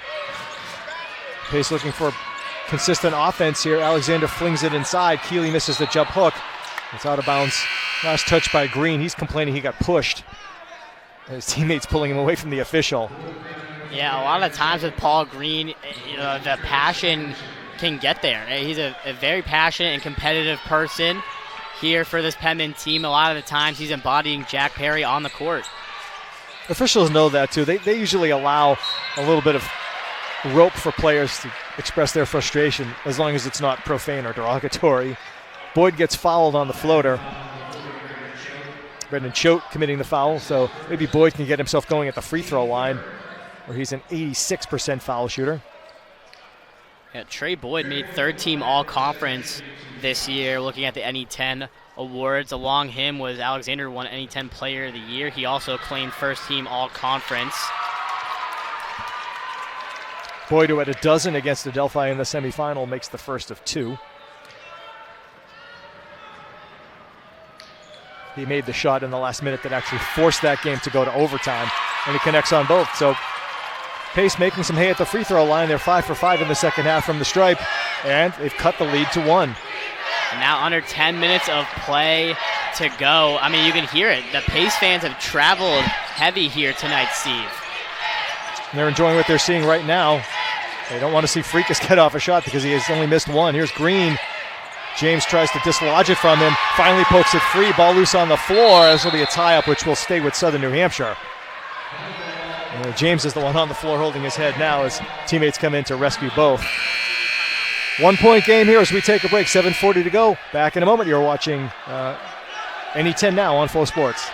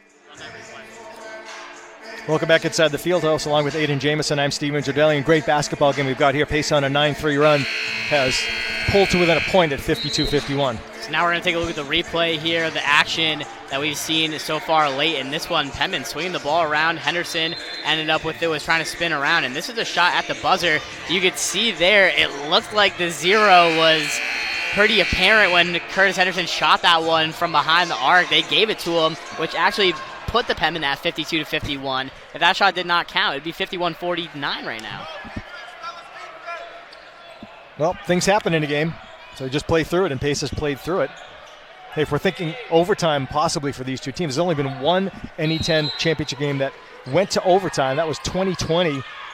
St. Anselm across town beat New Haven in that title game. Brathwaite, the offensive rebound, second chance. Williams cranks up the three and hits it. More second chance points for Southern New Hampshire. So now Royce Williams jumps his total to 17 with his third made three of the night. Penman had made 9 from long distance. Alexander gets Williams up in the air and sinks the short jumper. So he's into doubles now with 10. And keeps the setters in touch. Alexander finding his stride late. He's now 5 for 13 from the field. He's just going to keep on playing. You know, the misses don't bother guys like that. If they're the right shots, all good. There's Frika, speaking of good shooters. James on him. Now it's Green, tries to turn the corner on Waters, and his pivot foot slips and went out of bounds. Tough luck there for Paul Green. And Waters trying to body him up, and Green just saw his sneaker slide a little bit and hit the end line. On their way back to defense, you can see the Penman talking to some of the officials here, trying to get their opinions out and get the whistles back in their favor. I think one thing that they're saying is, hey, we've played 13 plus minutes in this half and we haven't taken a free throw yet? Come on, guys. Setters a chance to tie or take the lead. Waters hands off to Alexander. The floater. And the shooter's touch for Trey Alexander. He's like a metronome. The face never changes. The composure's there, and he gets that one to go. And he's brought them all the way back. And now Alexander tying it up. 55-55 now, sporting his own number. 13-6 run here for the Setters. And we're down to business time here. 6 minutes and change to go. NE10 title on the line. Step back three for Henderson. Wide left, nicking the rim. And boy, just lets it go out of bounds. So now I think at this point, coaches are playing who they feel is going to give them this chance in this particular game. You know, we've seen both teams go deeper than usual, buying minutes for starters. But at this point, it's you're playing unless you really need a breather. Freakus on the bench right now. I can't imagine he's going to be there too long. In any case, Setters now opportunity to go ahead. There's Waters. And now Boyd. Alexander. Step back. Set shot three. Nope. Waters keeps it alive on the glass. But we're going to get a loose ball foul. I think this is going to be against Choate.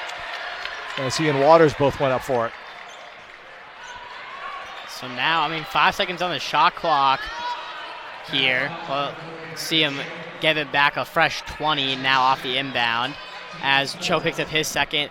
Boyd, a great shooter, but just as equally a great facilitator. They're going to have him as the inbound guy. Steps back. Inside to Keeley it goes. In traffic. It's hammered and fouled. And Penman frustration, I think, stems from the fact, again, Aiden, they haven't taken a free throw in this half, and there's contact both ways, and Jack Perry is making that exact point. He's not saying that's not a foul. He's saying the same thing's happening at the other end. Yeah, most of these guys, they don't mind if the whistles are going to be frequent in a game like this, but they just want them to be equal on both sides. They want, if Pates is going to be taking this many free throws in the second half, the Penman want to take at least half as many. These are free throws number 6 and 7 of the half. It's Keeley's first trip to the line. Pace has only missed one free throw so far today. 11 of 12. Keeley, a 62% foul shooter. 1 for 2. Nonetheless, the one gives them the lead. And the Penman out in front now. They have their leaders, their vocalizers, with Henderson and Paul Green going to settle at the top of the key for the offense. Henderson driving kick. Williams corner three, front iron, and Waters clears the glass. It's a good look. You can't quibble with that one. And Williams has been making that all season long. They spread the floor nicely and got a good shot. Pace with the lead in the ball, which we have not said in quite a while. Here's Alexander. Foul line pull-up, short. And Brathwaite with the rebound. Hard push by Williams. Crossover on Boyd. Keeps the dribble alive in the paint. And he gets knocked down on a pass-off. Since that's team foul number 5, we're not going to get free throws yet. It'll be inbound for the Penmen.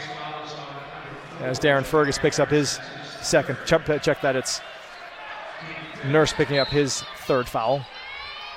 Really, foul trouble hasn't been an issue either way. He's the first player with 3 on either side. Williams isolated against Alexander, spins around him, gets free, and gets fouled.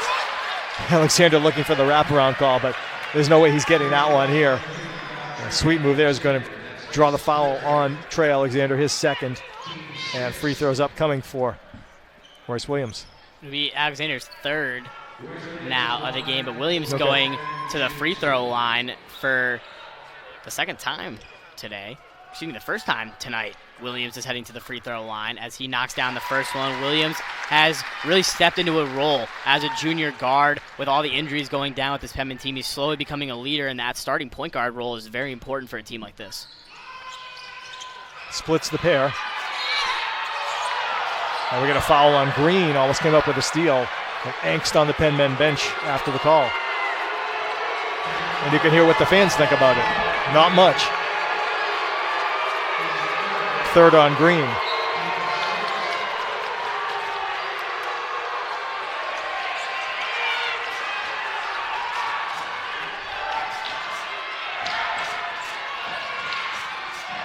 Out top, it's Nurse. And now Boyd. Tightly guarded by Williams. Tough free throw line jumper is off the iron. Quick outlet for Williams. I feel like Boyd forced that one a little bit. Still time on the shot clock. Williams, meanwhile, has been so productive. Picks up the dribble, double baseline, and he calls a timeout to save the possession. Fortunately, the Penmen had 3 left. So if you extinguish one of those, still with 4 minutes left, having 2 is fine. We'll take a break along with the teams deadlocked at 56. Back in a moment. You're watching NE10 now on Full Sports.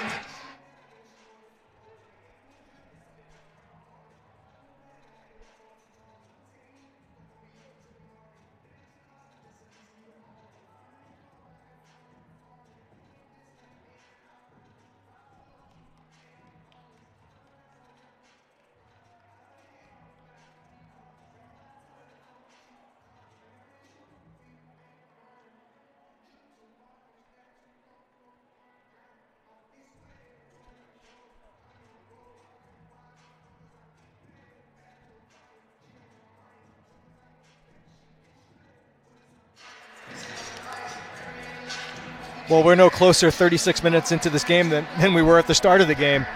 Tied at 56 with 4:05 remaining, Southern New Hampshire and Pace. And we've seen swings back and forth, and anytime you think one team has the advantage, the other team responds quickly. Yeah, we'll take a look at the replay here as Penman kicked the ball out off a missed rebound, and Royce Williams answered with an amazing triple of his own. That bumped him up to 18 points on the night, tying Freakus as the point leader for these two squads.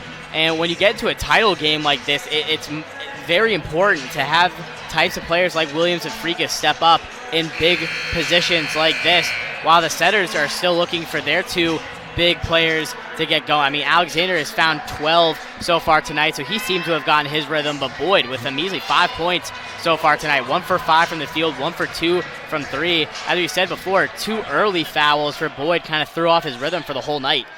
At least so far, he stays on the court along with Alexander, Keeley, Nurse, and Waters. Green makes the inbound catch. Williams, right corner, Brathwaite cranks up the 3, and he gets fouled by Keeley. Well, Brathwaite, not exactly a great three-point shooter, 14 of 65 this year. And I appreciate the closeout by Keeley, but I'm not sure you want to close out that hard on a guy who's probably not going to make the shot. And if he makes it, you tip your cap and just keep playing. Yeah, Brathwaite is going to head to the line with a tie game. I mean, Brathwaite being able to put the Penman up in a game like this as he makes his first one. He's another guy that's had to step up into almost a leadership role as one of the only other bigs on this team. 6'7" senior from Silver Spring, Maryland. Connects on the first two. Hasn't been to the free throw line a lot. 11 of 17.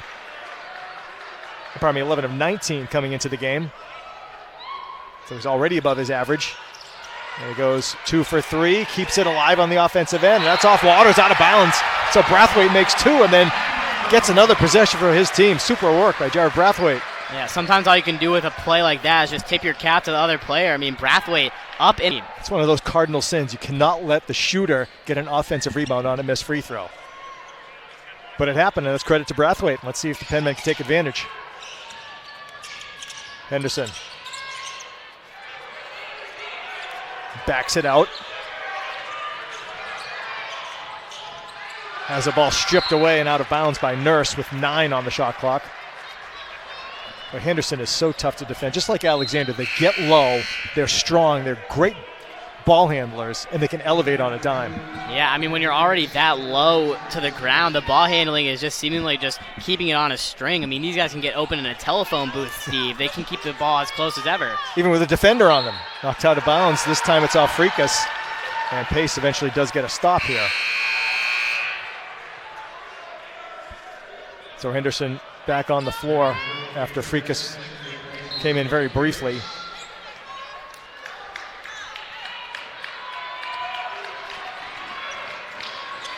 Here's Alexander. Keeley posts. A couple of defenders there. Nowhere to go with it. Skips it cross court. Nurse in the lane out to Boyd. Penetrates. Tosses it up with the left. That's a sweet touch by Trey Boyd. Hasn't scored much. That's his 6th and 7th points, but timely ties the game. Yeah, and you can see the Penmen playing a little bit looser defensively. I mean, they're afraid to give up the fouls that they've been getting called on all game long. Both teams are shooting bonus right now. Here's Green. Backs down Waters. Jump hook, no, but he's going to get free throws. As he and Waters have been playing that individual game all night long. No quarter asked and none given. And so Jamal Waters, who transferred from Georgian Court University, picks up his 2nd foul. Now Paul Green heading to the free throw line has shot 7 of the team's 15 free throws. Comes up short on the first. He's doing so much work at both ends of the floor. It's no surprise that his scoring has slowed down a little bit here in the second half. He's had such a fantastic tournament. 47 total points, 27 a career high against St. Anselm in the opener, and he misses both. Not what you want to see out of one of your star players, a guy that can grab boards and score points. He has a double-double tonight. And let's see if the setters can respond to tie or take a lead. Here's Alexander. Flips it over to Nurse. Shot clock in single figures. Alexander penetrates on Choate. Misses with the left. Keeley with a putback known. We're going to get a whistle and a foul against Henderson, I believe. As Keeley was trying to go back up with it again. And with both teams over the limit, 1-on-1 upcoming for Jaden Keeley. The foul is actually on Brathwaite, which is his 3rd. And Keeley, who split a pair of free throws earlier in this half, steps back up with 2:33 to go. And you're at the point now, Aiden, where possessions become important. You want to maximize your possessions. Not that you don't any other time, but with the clock at this juncture and a game so tight. Yeah, really when it gets down to that 5-minute and under mark, every basket is important. You can't take the time to waste and miss a shot like that. And now they get the free throw opportunities all tied up here. And scores down the stretch are magnified.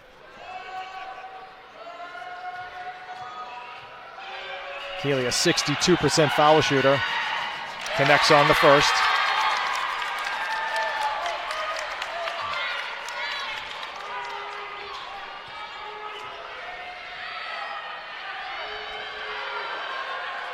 The crowd that is filled in over the course of the afternoon there's a lot of biting of nails going on both sides. And again, 1 for 2, kept alive by Waters, but Green says, nope, that one's mine. And it's a 1-point game as the Penmen bring it up the court. Yeah, Paul Green has magnets in his hands, and he puts one in the ball before every single game. It seems like, the boards just grow gravitating towards him whenever he leaps. Another double-double for Green. Continues the stretch of double-doubles this season. It's his 20th of the year, 3rd in Division II. Tries the corner 3 and puts the Penmen ahead. First 3 of the game for Green, just his 7th of the season. Paul Green, when you got guys like that shooting threes like those, you're in trouble defensively. Alexander, floater at the free throw line, caresses it home to tie the game.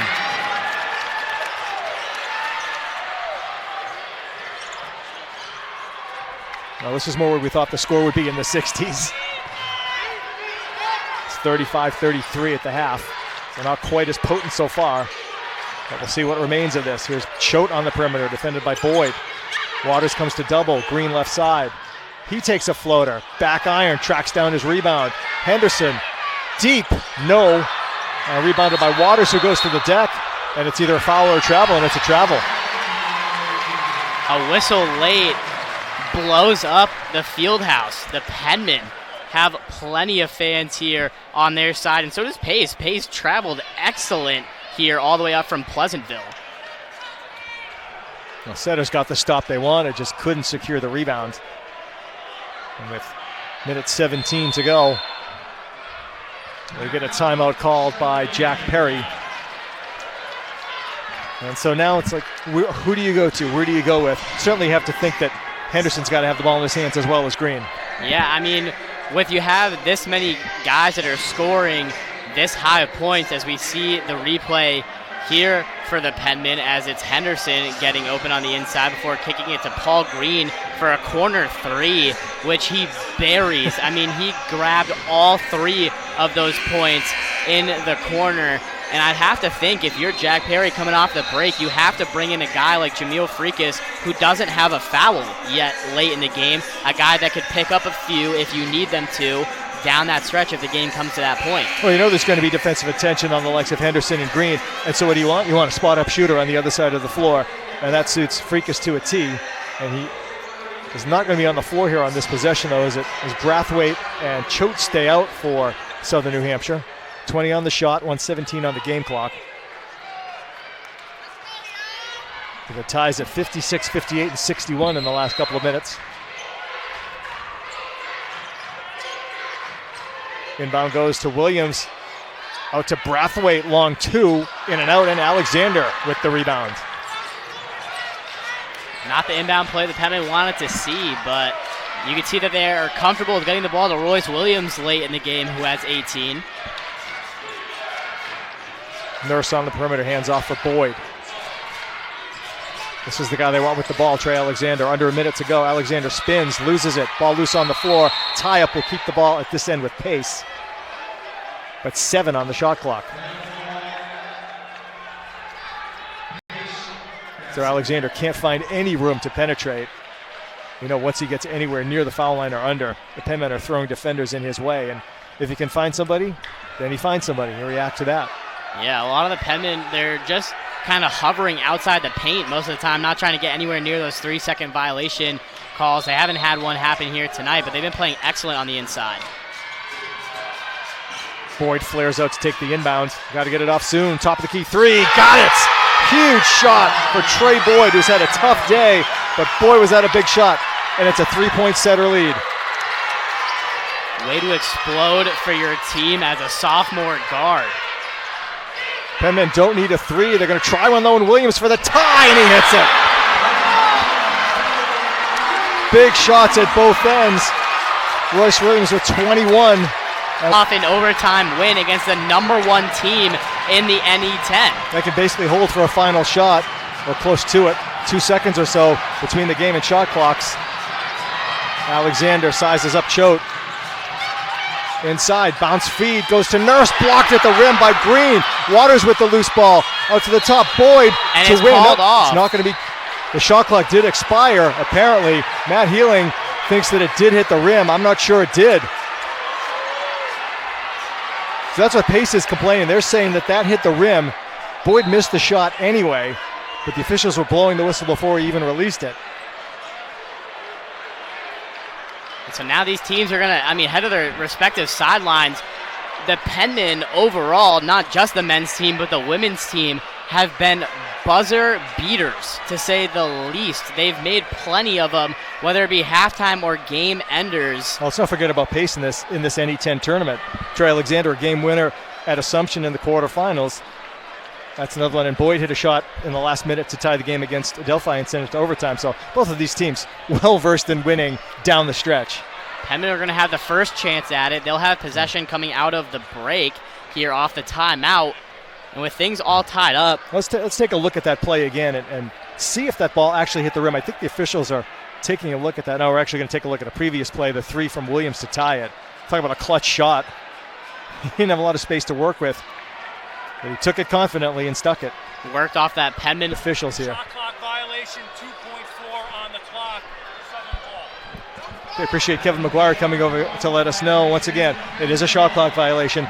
Southern New Hampshire has it under the basket, 2.4 to go. So there is an opportunity here for Southern New Hampshire to win in spectacular fashion. You love to see a ref coming over and clarifying things for us like that towards so nice. the end of the game. They're so nice. They're so great. They think of us. God bless them.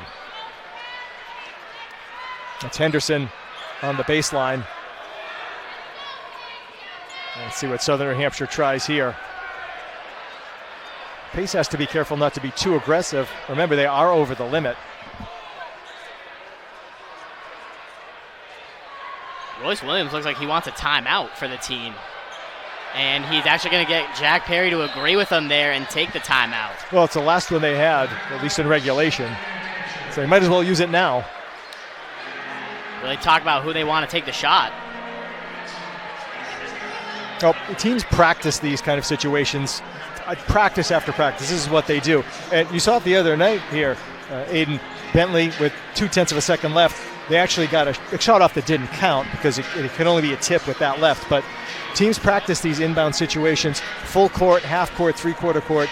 And with 2.4 to go, it's time enough for a catch, a pass, and a shot, or a catch, a dribble, and a shot. So limited options, but potentially options here for Southern New Hampshire. Yeah, and you usually don't see this with a team in their offense, but I can give you three guys that I could see Jack Perry trying to get to with Henderson, Freakus, and Williams. All spot shooters, all great catch-and shooters with that. Henderson is not afraid of buzzer beaters at all. I think he has the most poise with the ball in his hands on this team as a leader that's coming off of the championship win last season with this exact squad in this exact same building. I also wonder if we might see Noah Harris because most of his baskets are threes. 61 of his 67 hoops this year have come from long distance, and actually add one to that today. As we see Trey Boyd's shot on the replay there, tying things up 64-64. Yeah, so many big shots and so many big plays we could look at already, and we could be staring at another 5 minutes. So they're going to have Henderson and Williams out on the court, as well as Brathwaite and Choate. Brathwaite and Choate, not the best at three-point shooters, but they're options. They can get it. They're also screeners, or potentially somebody to make a catch and find a runner. They're going to put it in on the side here as it was a shot clock violation. Green for Williams from half court to win. Almost, not quite. And we have overtime in the Northeast 10 Conference Championship game. We'll set the stage.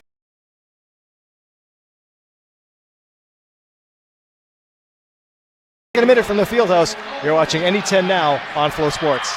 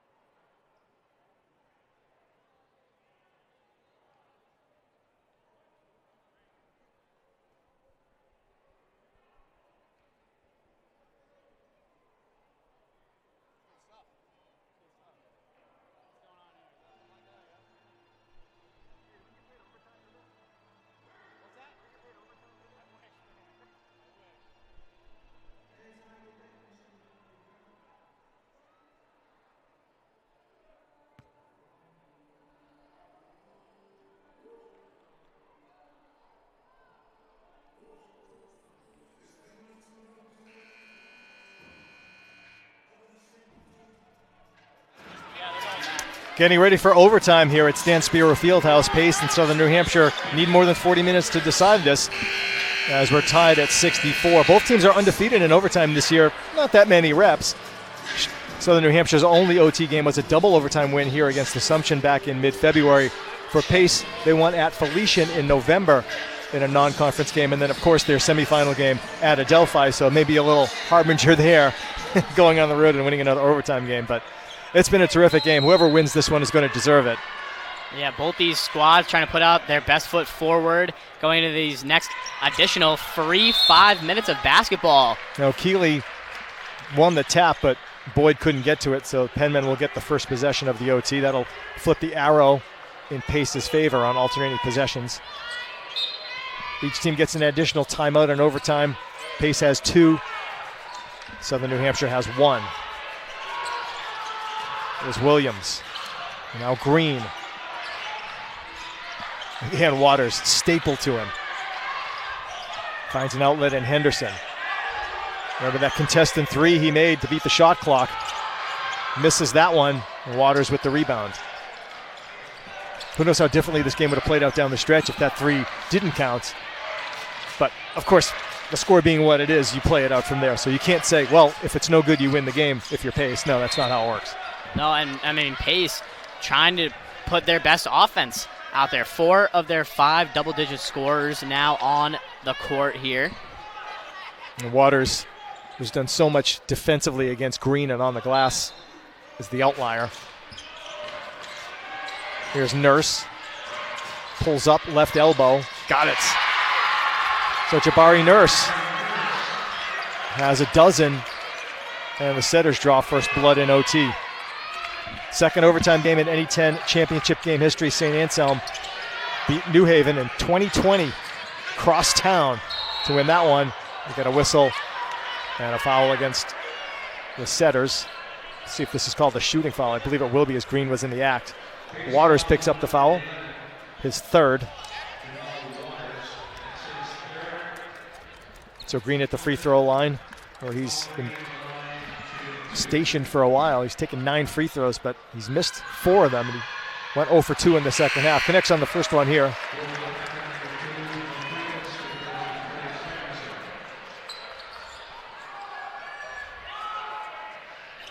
So kudos to all of these players digging down deep after a week of tough playoff games. You know, they have to play extra basketball. 2 for 2 for Green. He's got 15.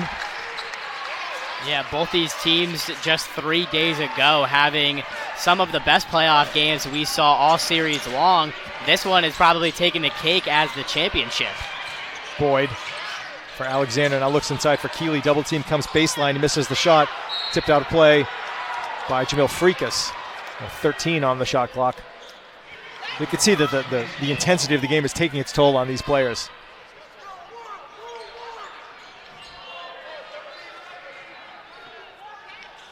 They're still finding ways, though.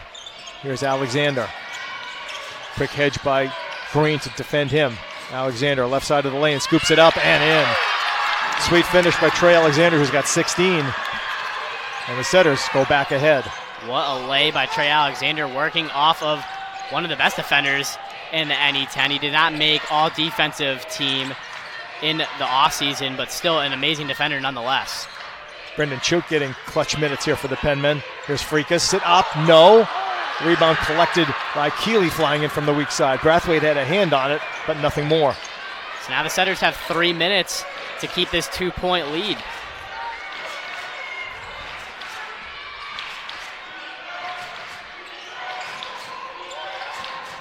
Alexander, again, surveys. As usual, playing every minute for Pace. Pulls up, free throw line jumper, too strong. Tip rebound pulled in by Freakus. Midway through the overtime period. Maybe I'll say first overtime period, you just never know. Williams in the paint. Out for Brathwaite, tries to initiate the offense on the move. Kicks it out for Green. And he gets fouled by Waters. I believe that's team foul number 10 on the Setters, which is double bonus time for Southern New Hampshire. You see, what could be an important factor here is that's 4 on Waters. Yeah, I was going to say, Waters was arguing that when he didn't want the 4th foul on there. He was talking to the refs about it. He was just trying to reach in and poke the ball loose, but reached in too much, and that actually got him the foul. So here's Green again at the free throw line. Short on the first.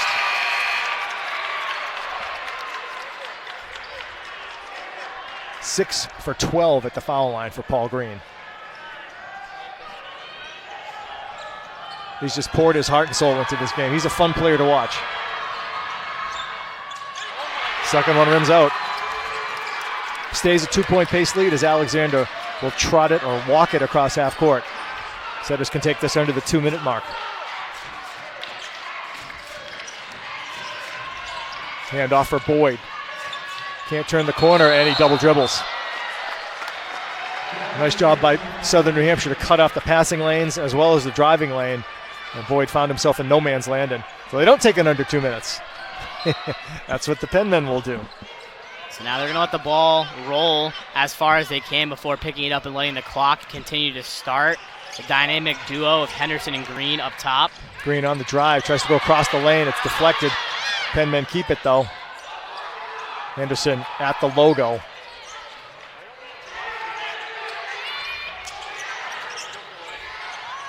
Brathwaite. Green in the corner. Keeley picks him up. Now Choate tries to get away from Boyd. Shot clock at 3. Green takes the 3. Front iron kept alive by Williams. A battle for it on the floor. And we got a mess down there. And they're going to give Pace a timeout. Officials judging that Pace did have possession as they called the timeout. So a critical possession here for Pace. They get the stop. Penmen battling hard. And Pace is going to have the basketball here after they call the timeout. So a minute 26. It seemed like they were battling for it all the way to the end there. It looked like the ball came loose as Williams was trying to bring that one free. They're going to mop the floor and make sure all those sweat spots get cleaned up. But this Penman team defensively, I mean, they're just not getting away with anything. That was a battle there as you take a look at the last sequence here for Pace. That was Nurse hitting a jump shot free throw line. That basically right now that's the difference. It's 4-2 in overtime. We couldn't tell from our angle if whoever was on the floor for Pace actually had possession as Alexander was calling a timeout. But the officials were in position for it. So still plenty of time remaining here. As we've seen, both teams can get stops. That's not something in question. And with a minute 26, the offense for this Penman team, we know that they can be explosive. They've gone on runs through this game in mere seconds, bringing an 8-0 run in about a minute 26 earlier in the game. And now here, both teams scoreless in just about 2 minutes. Penman 2 minutes and 32, Pace 2 minutes and 6. Score here makes it a 2-possession game. And as we approach the final minute of overtime, that becomes critical. So SNU wants to buckle down, get themselves a stop and a defensive rebound. Here's Alexander. Unchallenged near midcourt. They get the offense moving a little bit. Alexander keeps it on a string. Shot clock at 7. Tries to cross over. And we get a whistle and a foul. That might be on Alexander as Henderson got to it. Well, they're going to call that on Henderson and on Alexander. Ooh. There was certainly contact both ways. And Alexander dribbled it into Henderson. And as they were going to get it, I guess they judge Henderson as making the first contact. That's critical here because Alexander gets 2 free throws. Gets a 1-on-1 with Southern New Hampshire over the limit. Alexander misses the free throw. Ball ricochets out of bounds, and it's Southern New Hampshire basketball. And as Rasheed Wallace might say, ball don't lie. And with just under a minute to play, this Penman team down by 2 still. Offense has been there so far in the game. The second half, it's been a little bit weary, and in overtime especially, they have not hit a shot. We wouldn't expect Alexander to miss a free throw. He's third in the league at 87%. But he misses the front end, opening the door for the Penmen. Here's Williams to the hoop, drives across the lane. Green lays it in, and 1 with 42 to go. A monster bucket and finish from the big man, Paul Putback Green. And full credit for the drive and the pass as well. And Green always making himself available. The fatigue showing on his face. That changes each way Freakus comes in for the Penmen. And now Green has an opportunity to give them the lead. The foul is on Keeley, his 4th. So let's see if Green can knock this one in. And he does. The Penmen have themselves a lead. I'll tell you, Paul Green and Royce Williams earned every single minute that they've played so far tonight. Green with 41 and Williams with 39, practically the entire game. Fergus back in the game for Pace. Boyd up for a 3, and he gets fouled on the way up by Royce Williams, who puts his hands to his face in disbelief. That's classic Trey Boyd. He's got such a quick release on the way up. And so he'll have a chance here at the free throw line. He hasn't had a great shooting day, Trey Boyd III. He's managed to crank out 10 points. And another good foul shooter, 85.5% for Boyd, a native of Durham, North Carolina. All net on the first one. If you take a look at Boyd's left forearm, that body art says Durham in big letters, so you know he's repping his hometown.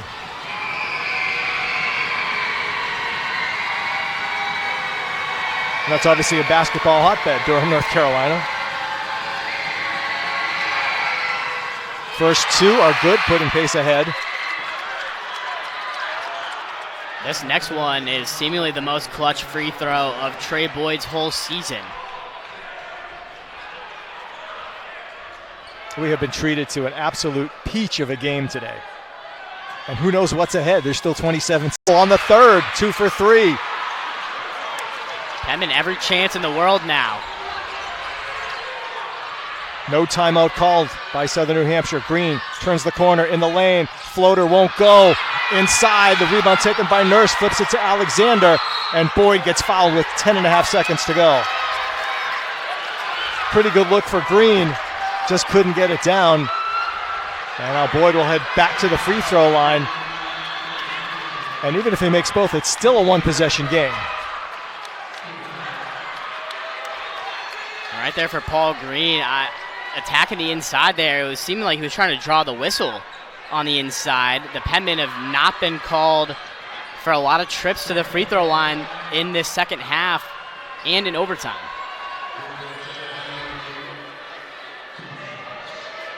All right, so it's Boyd who just made 2 of 3 to put Pace ahead. Double bonus for the setters, and this is the first.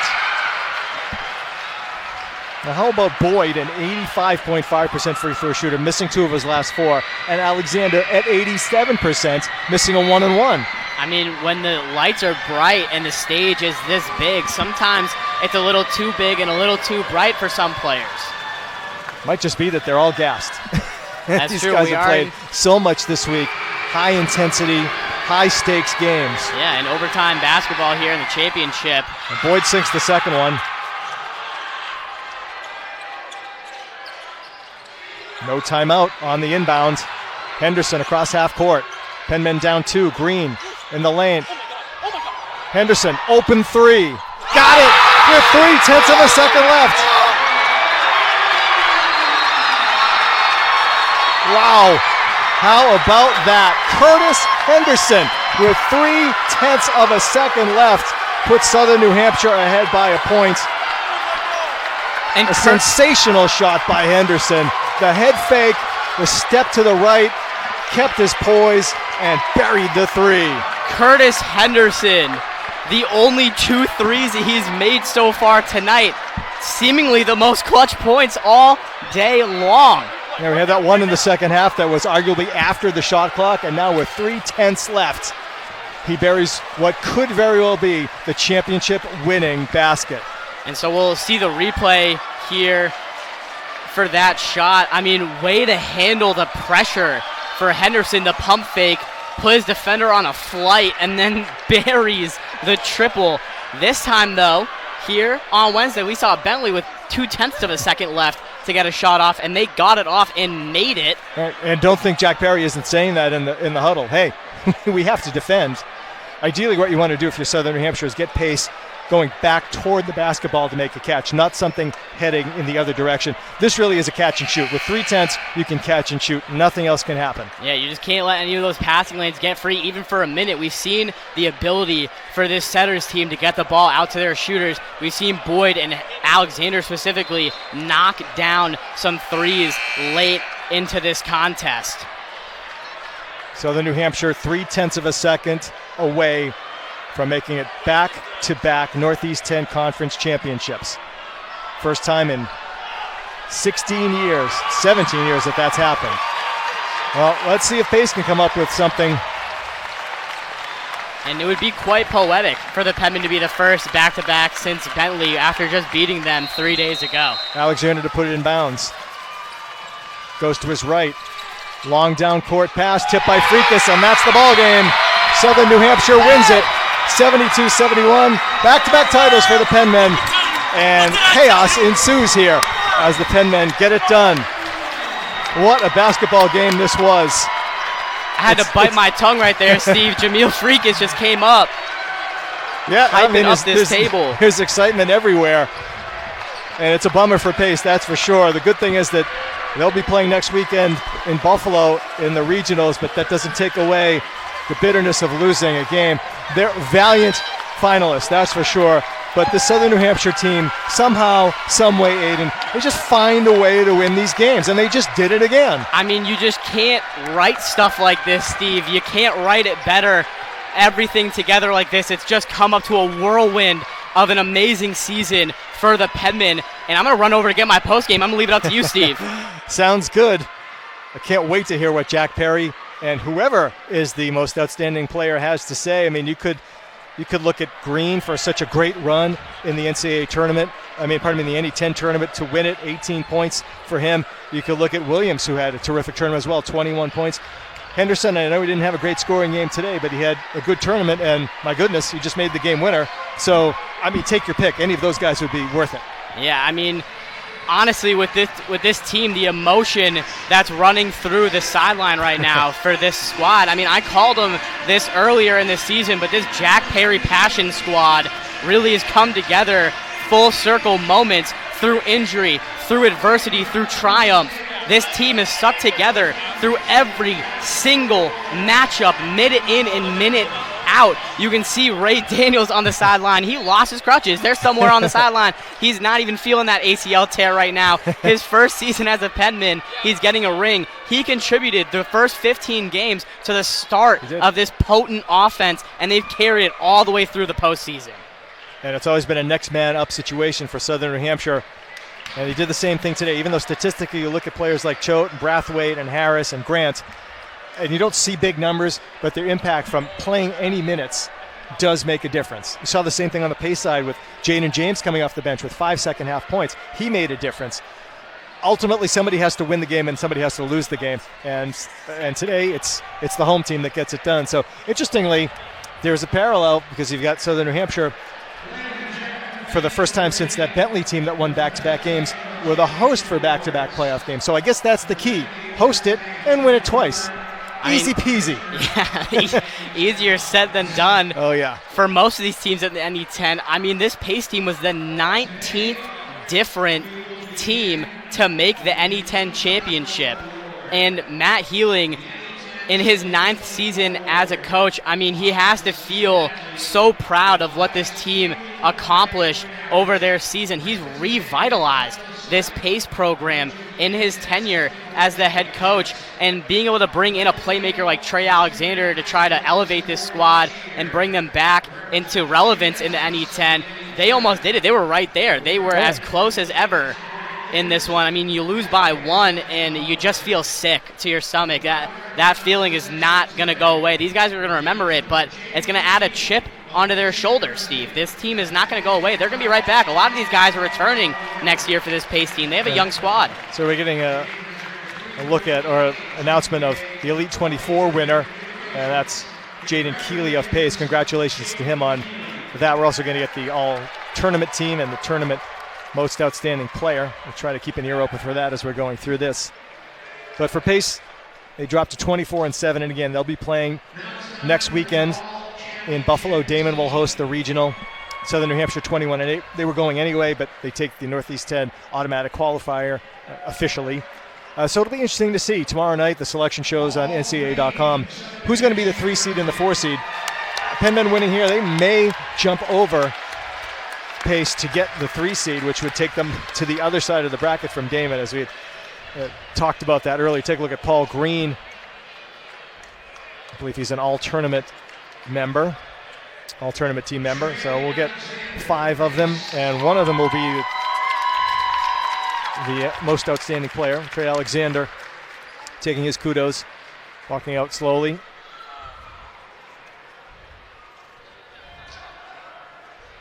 When you think back to last season when Southern New Hampshire defeated Southern Connecticut here for the NE10 title, Southern Connecticut still got themselves an at-large bid, courtesy of their run to that. We know that Pace will be there as well. And Royce Williams, another all-tournament team member. And what a season for Royce Williams. Let's just talk about that for a minute, Steve. A junior guard that was in very minimal minutes in a small role in the offense last year when the team won a championship.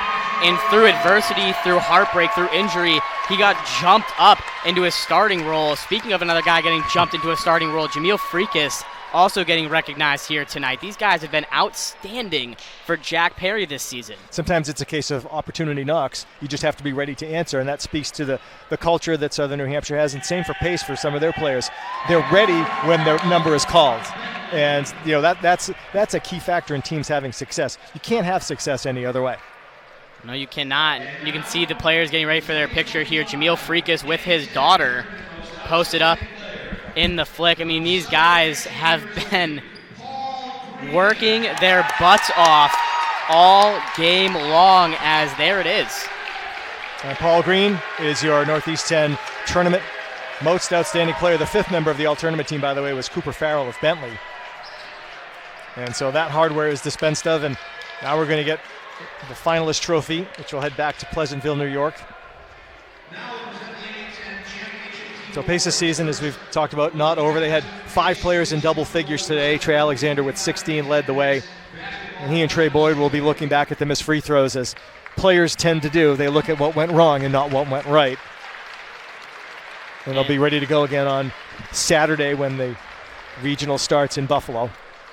Yeah, I mean, when you're a player like Trey Boyd, only a sophomore, coming into your second team in college here in the same division, so you're used to the competition, but you can only go up from here. I mean, had an amazing freshman outing at St. Rose, and now as a sophomore, being able to kind of carry on that offense, and he's just going to have a chance to grow and learn with Matt Healing as a head coach and develop the Setters team into a winning culture. And here comes the moment that every team waits for, the championship trophy, and it belongs for the 2nd straight season to the Southern New Hampshire Penmen. Congratulations to the Penmen, their entire coaching staff, support staff, and everybody here at Southern New Hampshire University. It takes a village, as they say, and they can rightfully celebrate the championship. And hopefully we can cut through the celebrations to get Jack Perry and hopefully Paul Green and get their take and their reaction after this thrilling championship game. Again, the 2nd time in NE10 history that the title game has gone to overtime. Both times it's a Manchester, New Hampshire team at home to win it. And you remember that St. Anselm win over New Haven. It was a terrific game, but it wasn't as dramatic as this. This is one that will stick in the memory. Yeah. That the shots at both ends, obviously the game-winning shot, those are images that last. Yeah. A lot of these guys getting an updated profile picture here for the NE10 website and for the Penman roster. A lot of these guys had that championship photo as their background banner, and now all these guys getting a chance to update that one for the website, and they got their dancing shoes ready, Steve. They're ready. Yep, bring on the disco ball. Here we go. And don't forget, the Penmen are actually defending regional champions. We tend to kind of forget that every once in a while, but they won the regional last season. And they've got a puncher's chance. You just never know. Yeah, in a one-game situation, you never know. Yeah, they had such a great run last year. They made it all the way to the Elite Eight, went down there to Indianapolis to play in that tournament, and unfortunately lost in that round. But, I mean, what a run. They're trying to replicate that, even go further this time around. Yeah, well, one step at a time. They'll see what they can do next Saturday when the regionals start in Buffalo, and we'll find out again tomorrow night what the matchups are, who's going to play who. But what we do know is Southern New Hampshire definitely there by winning the automatic qualifier, and for sure, pace is there as well. What a game it was. We had more than a dozen ties and lead changes. Pace led by 2 at halftime. At the end of regulation, Royce Williams made a 3 with 32 seconds to go. That was the last score, tying the game at 64. And in the overtime, tough to grind out points. Green came up with a 3-point play with 42 seconds left to put the Penn men up by a point. Boyd made a couple of free throws at the 27-second mark to flip the lead the other way. And after a Green miss and Boyd making 1 free throw with 10.5 seconds to go, it was Curtis Henderson, the senior from Brockton, Mass., transfer from the University of Hartford, who came up with the championship-winning shot. So I'm trying to see if we can get Jack Perry and or Paul Green somewhere along the line. As we see the net being cut down.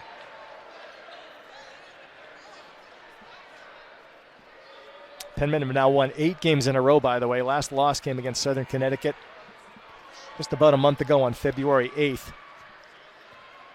They bounced back from that.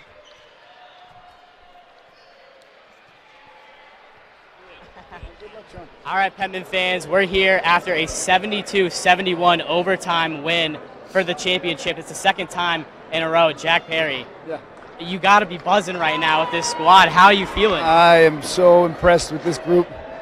The resiliency, the toughness, the poise. I mean, what else can you say? And in a championship game, the fight that this group has. What else do you want me to say? I'm so proud of these guys. I mean, going off of that, what does this championship mean to the program and to you personally as a coach? It's the third for Pendon in their program history. The third, yeah. Listen, back-to-back is sweet. I don't know if we ever thought we'd be able to after losing the guys that we lost, but we have a good group of seniors: Derek Grant, Jordan Brathwaite, Paul Green, Curtis Henderson. Oh my God, the list goes on and on. Listen, the fortitude, the toughness, everything, you name it, they have it, and to win 2 in a row, yeah, that's pretty sweet. All right, Coach, I just have to ask, what stood out to you today about your guys' performance? I know the heart over most all, but, I mean, what a win, 72-71. What stood out? Well, listen, that's one of the best defensive teams in the country, and our guys just kept fighting, and it was hard to get baskets. Listen, Brendan Choate came in, and we had to put a bigger guy on their point guard. He did a great job. He stood out to me. Wow, what an impressive showing for Brendan. Obviously, Paul Green just making play after play after play. Curtis Henderson had as tough of a game as he's had all year. Struggled. I had to take him out a few times just to get him to calm down a little bit, and then to make that huge shot. It's all worth it. I mean, come on. That's what Henderson does for you, you know? That's it. And, I mean, first team. What's next for this team? I know you guys got to get right back to work. The story's not over. Yeah, the Saturday. story's not over. And listen, we've written quite a story this year. Every year is different. This one's been a special one for a lot of different reasons. But we're not done yet. And hopefully, Buffalo will be nice to us. All right, Coach, I'm going to let you cut down your string on the net. Thank you so much for all you've done this year for this team, and it's been excellent to watch from the sideline. Thank you. Thank you so much, Coach. All right, Penman fans, are you kidding me right now? An overtime win, 72-71. I mean, we're still waiting to get Paul Green over here on the sideline, so do not go anywhere. We'll be right back with that interview.